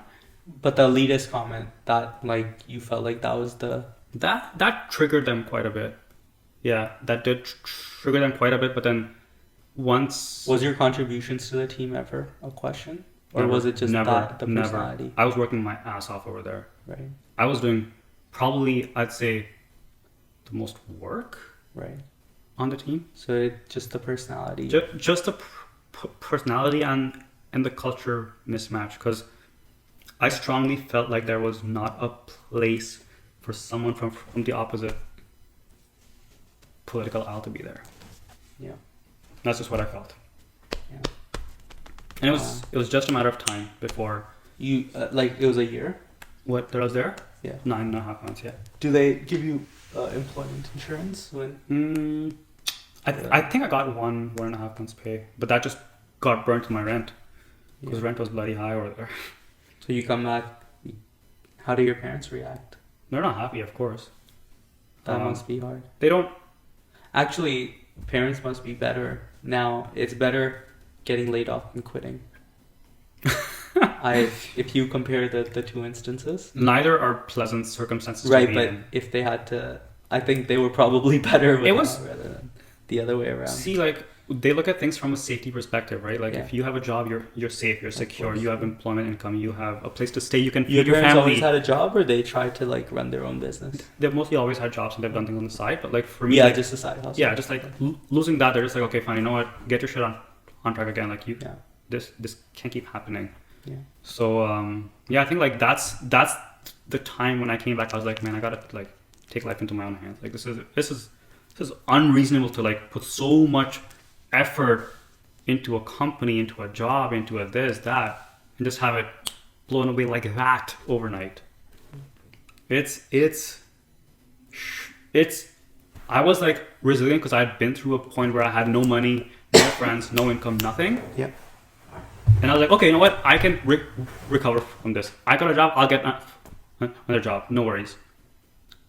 But for like when I was thinking about it, I was like, yo, my entire life revolved around, you know, earning well, living well, going to fancy bars, fancy restaurants, fancy this, fancy that, like nice apartment, nice whatever. Like if you lose that income, your entire lifestyle is gone, completely gone.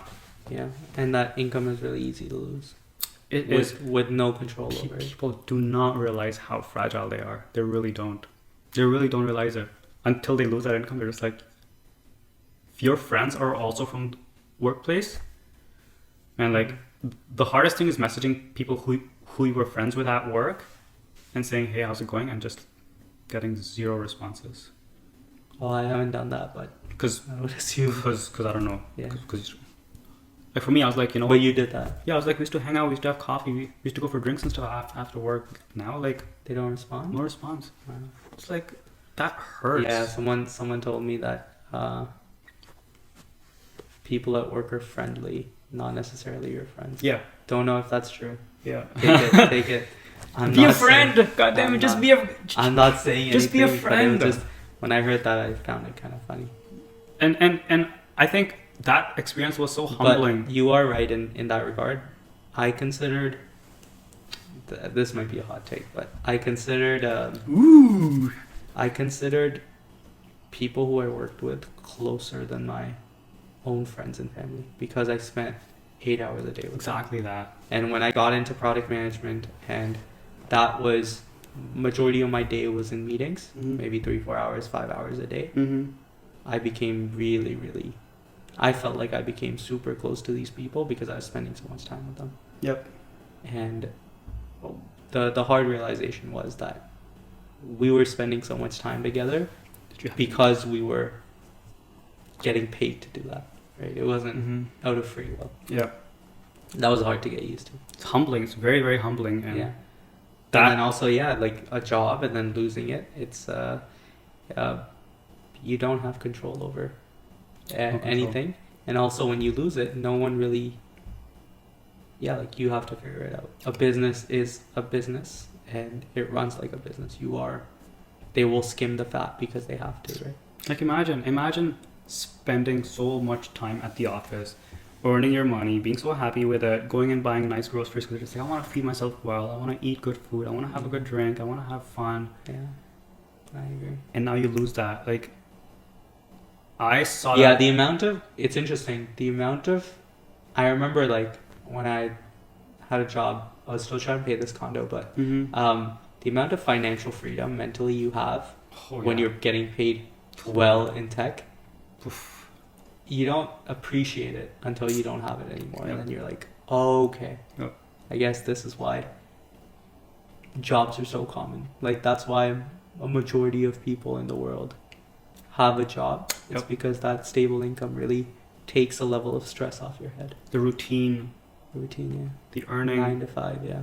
The camaraderie of being on a team in a company where everyone's aligned. A family feeling, really belonging. Right. Like those are such deep traits. Like that's your tribe. Yeah. That's your tribe.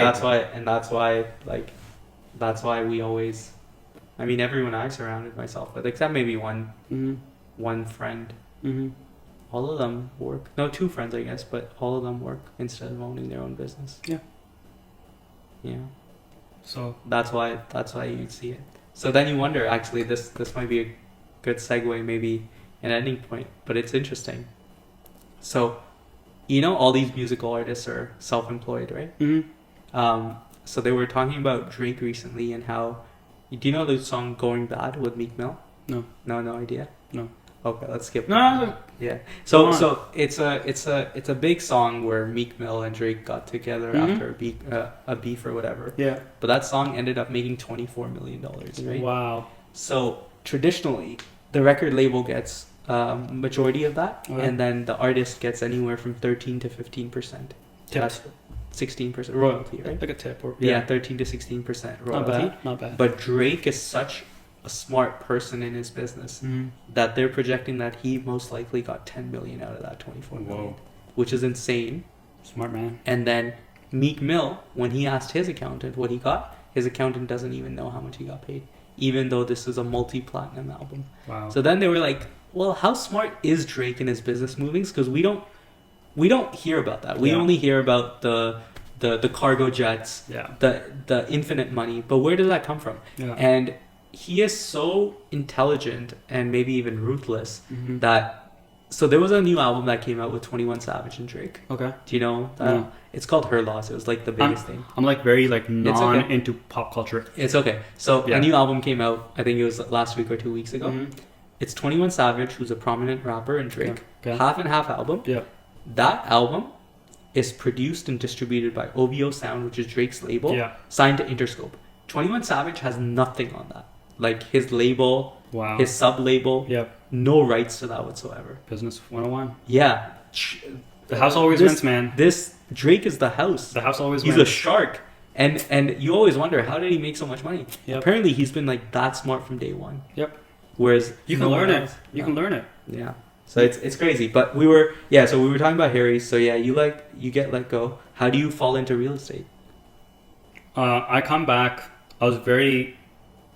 Are you more depressed than the 6 months? No, I was actually way more motivated this time around. Because you were done. You figured out the game. Right? I was like, I figured it out, dude. Employment's never a long-term play. Yeah. Never a long-term play. Even though it is for your parents, right? Yeah, like they've had a different upbringing, different lifestyle. Like did they have all these layoffs too, or no? They've probably experienced. My dad had one. They've had like 1 or 2 maybe in their career. Yeah. But even that's like nothing. And I was like, you know what? Like we're in the land of opportunity, whether you like to believe it or not.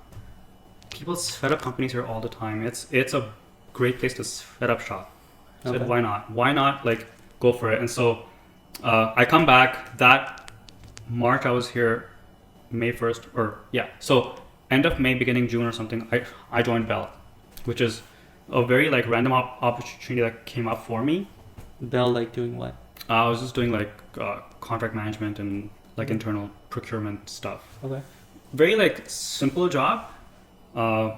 but I was like, you know what, it's different for me now. I just want to go and just work and be in a Okay. company and earn some money again. So that But you want to do something for yourself. So always you always wanna- that's always been the goal since Waterloo actually. But now be you're way independent. more motivated. Now I'm like just now gotta find the something to fire's actually under. do it. Yeah. Okay, yeah. And like what I thought was a flame was really just like a little psst, like a little Okay. spark, right? Yeah. So I go to Bell. Bell's a great company to work with. The people there were like, I was just looking for great people to work with, and man, I found it there. I was like, I love these people. Like I could actually call them like. Was that a family. contract position? It was for a year, yeah, Okay. yeah. And I was like, man, that was like my first like long-term job here in Canada ever. Okay. Yeah. And I was like, I love these people so much that even if it's like not engineering, I'll still do it. Yeah. Just to be around good people. Mm-hmm.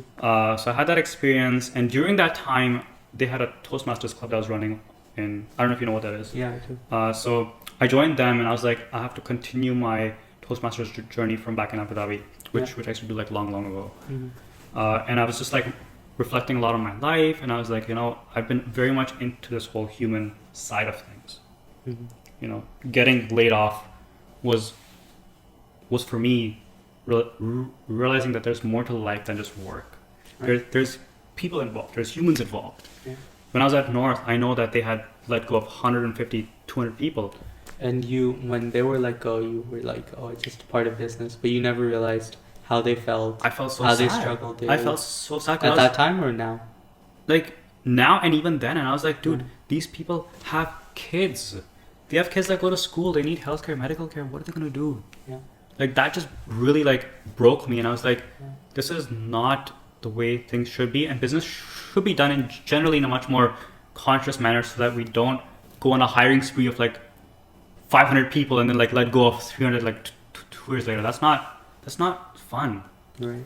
So that happened, and then I joined Toastmasters, and I was like, you know what, I got to do something to be more interactive with people, because I was very much into that. And I was like, you know what, engineering is fine, like it's good to have a degree and stuff, but I want to be very much more one-on-one with people, building relationships, helping them, really like working from the heart, less so, Was real estate a natural? It was. It just came up out of nowhere. I was like, I got into it while I was at Bell during COVID time. I was like, I want to do something to work with people. How did you get into it? Into just what? took the course? The real estate? Yeah, like took the certification. I mean, I just enrolled for the course, and How much was it? by the end of it, I paid probably $7,000. So you like that requires quite a bit of mental effort to give that money up. So how did you come to the realization that I'm gonna spend $6,000 getting a license? I didn't even think about it. I just did it. Because you were like, I need to find something to. I want to serve people. I want to help people. I want to do something that's not about me. It's because everyone does it for the money. A lot of people do it for the money. Is there money? There is money. There is. There is money. And is it money on average, or is it just for a select few people at the top? Most people can make a very good income doing it. Full time. No. Then. Like, most agents don't do that many deals in a year.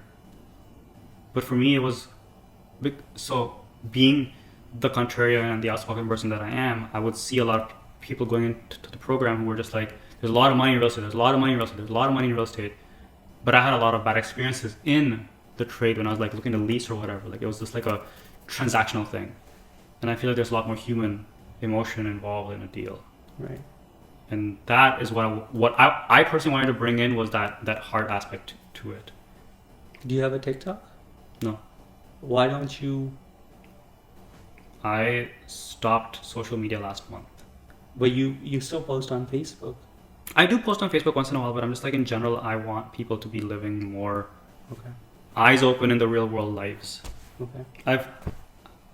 I've worked at big tech. I know what. Or even YouTube Shorts. Because I know, like, those are the ones which I actually like do not like personally. Yeah. It's like I don't like instantaneous things. That's fair. I like more deep conversations, deep discussions. That's why I have a podcast. What's the podcast name? Salad with Sam Show. Nice. And is it you and a co-host? Just me. Just you. Just How me. often do you do it? I should be doing it once a week. Are you doing it once a week? I'm on a bit of a hiatus for some personal home stuff, but That's fair. Yeah. We try to do this once a week, but it's very, very difficult. Like It's not I went easy. to Hawaii Yeah. last week. It was hard to do, but we're back again. But yeah, it's once a week seems very, very easy because like you have 6 days. But it is quite a bit just arranging, getting everything together, then post editing. There's a lot. What of do you work. edit in? I don't really edit it. I just go raw. Just raw. Add in. Do you entry, snip it up exit. into shorts as well or no? Nope. Okay. Just keeping it simple. Just one thing. Just record, entry sound, exit sound, upload. On your phone or Uh, on a PC? I could do it on my phone actually if I really want to do it, but I do it on like GarageBand. Oh, nice. Yeah. Is it a video Nope. or Audio. just sound? Audio. And Just release it on Spotify?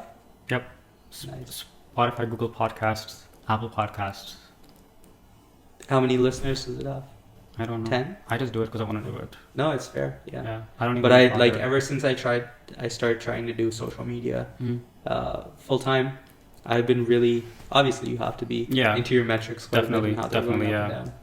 But it's crazy how low views the podcast might get. But if you edit it into shorts, you can really strike. Yeah. For a few thousand. I know. But I anyways, could we do might that. end it here because Go it's for getting it. a little long, and we'll talk offline. Cool, But man. Hope you enjoyed the podcast. Thank you for having me, Abby. No problem. Pleasure. It's been a pleasure. Another proper podcast about your real estate. Yes. Yes, for sure. And that would be a bit more serious, but Well, hope you guys definitely. enjoyed it. Thanks for joining in. Bust. What do you think the title should be? Tally or bust? Or the Waterloo experience? I feel like it's busted, but made it. No, but should it be the Waterloo experience? Or Yeah. should it be Tally or bust?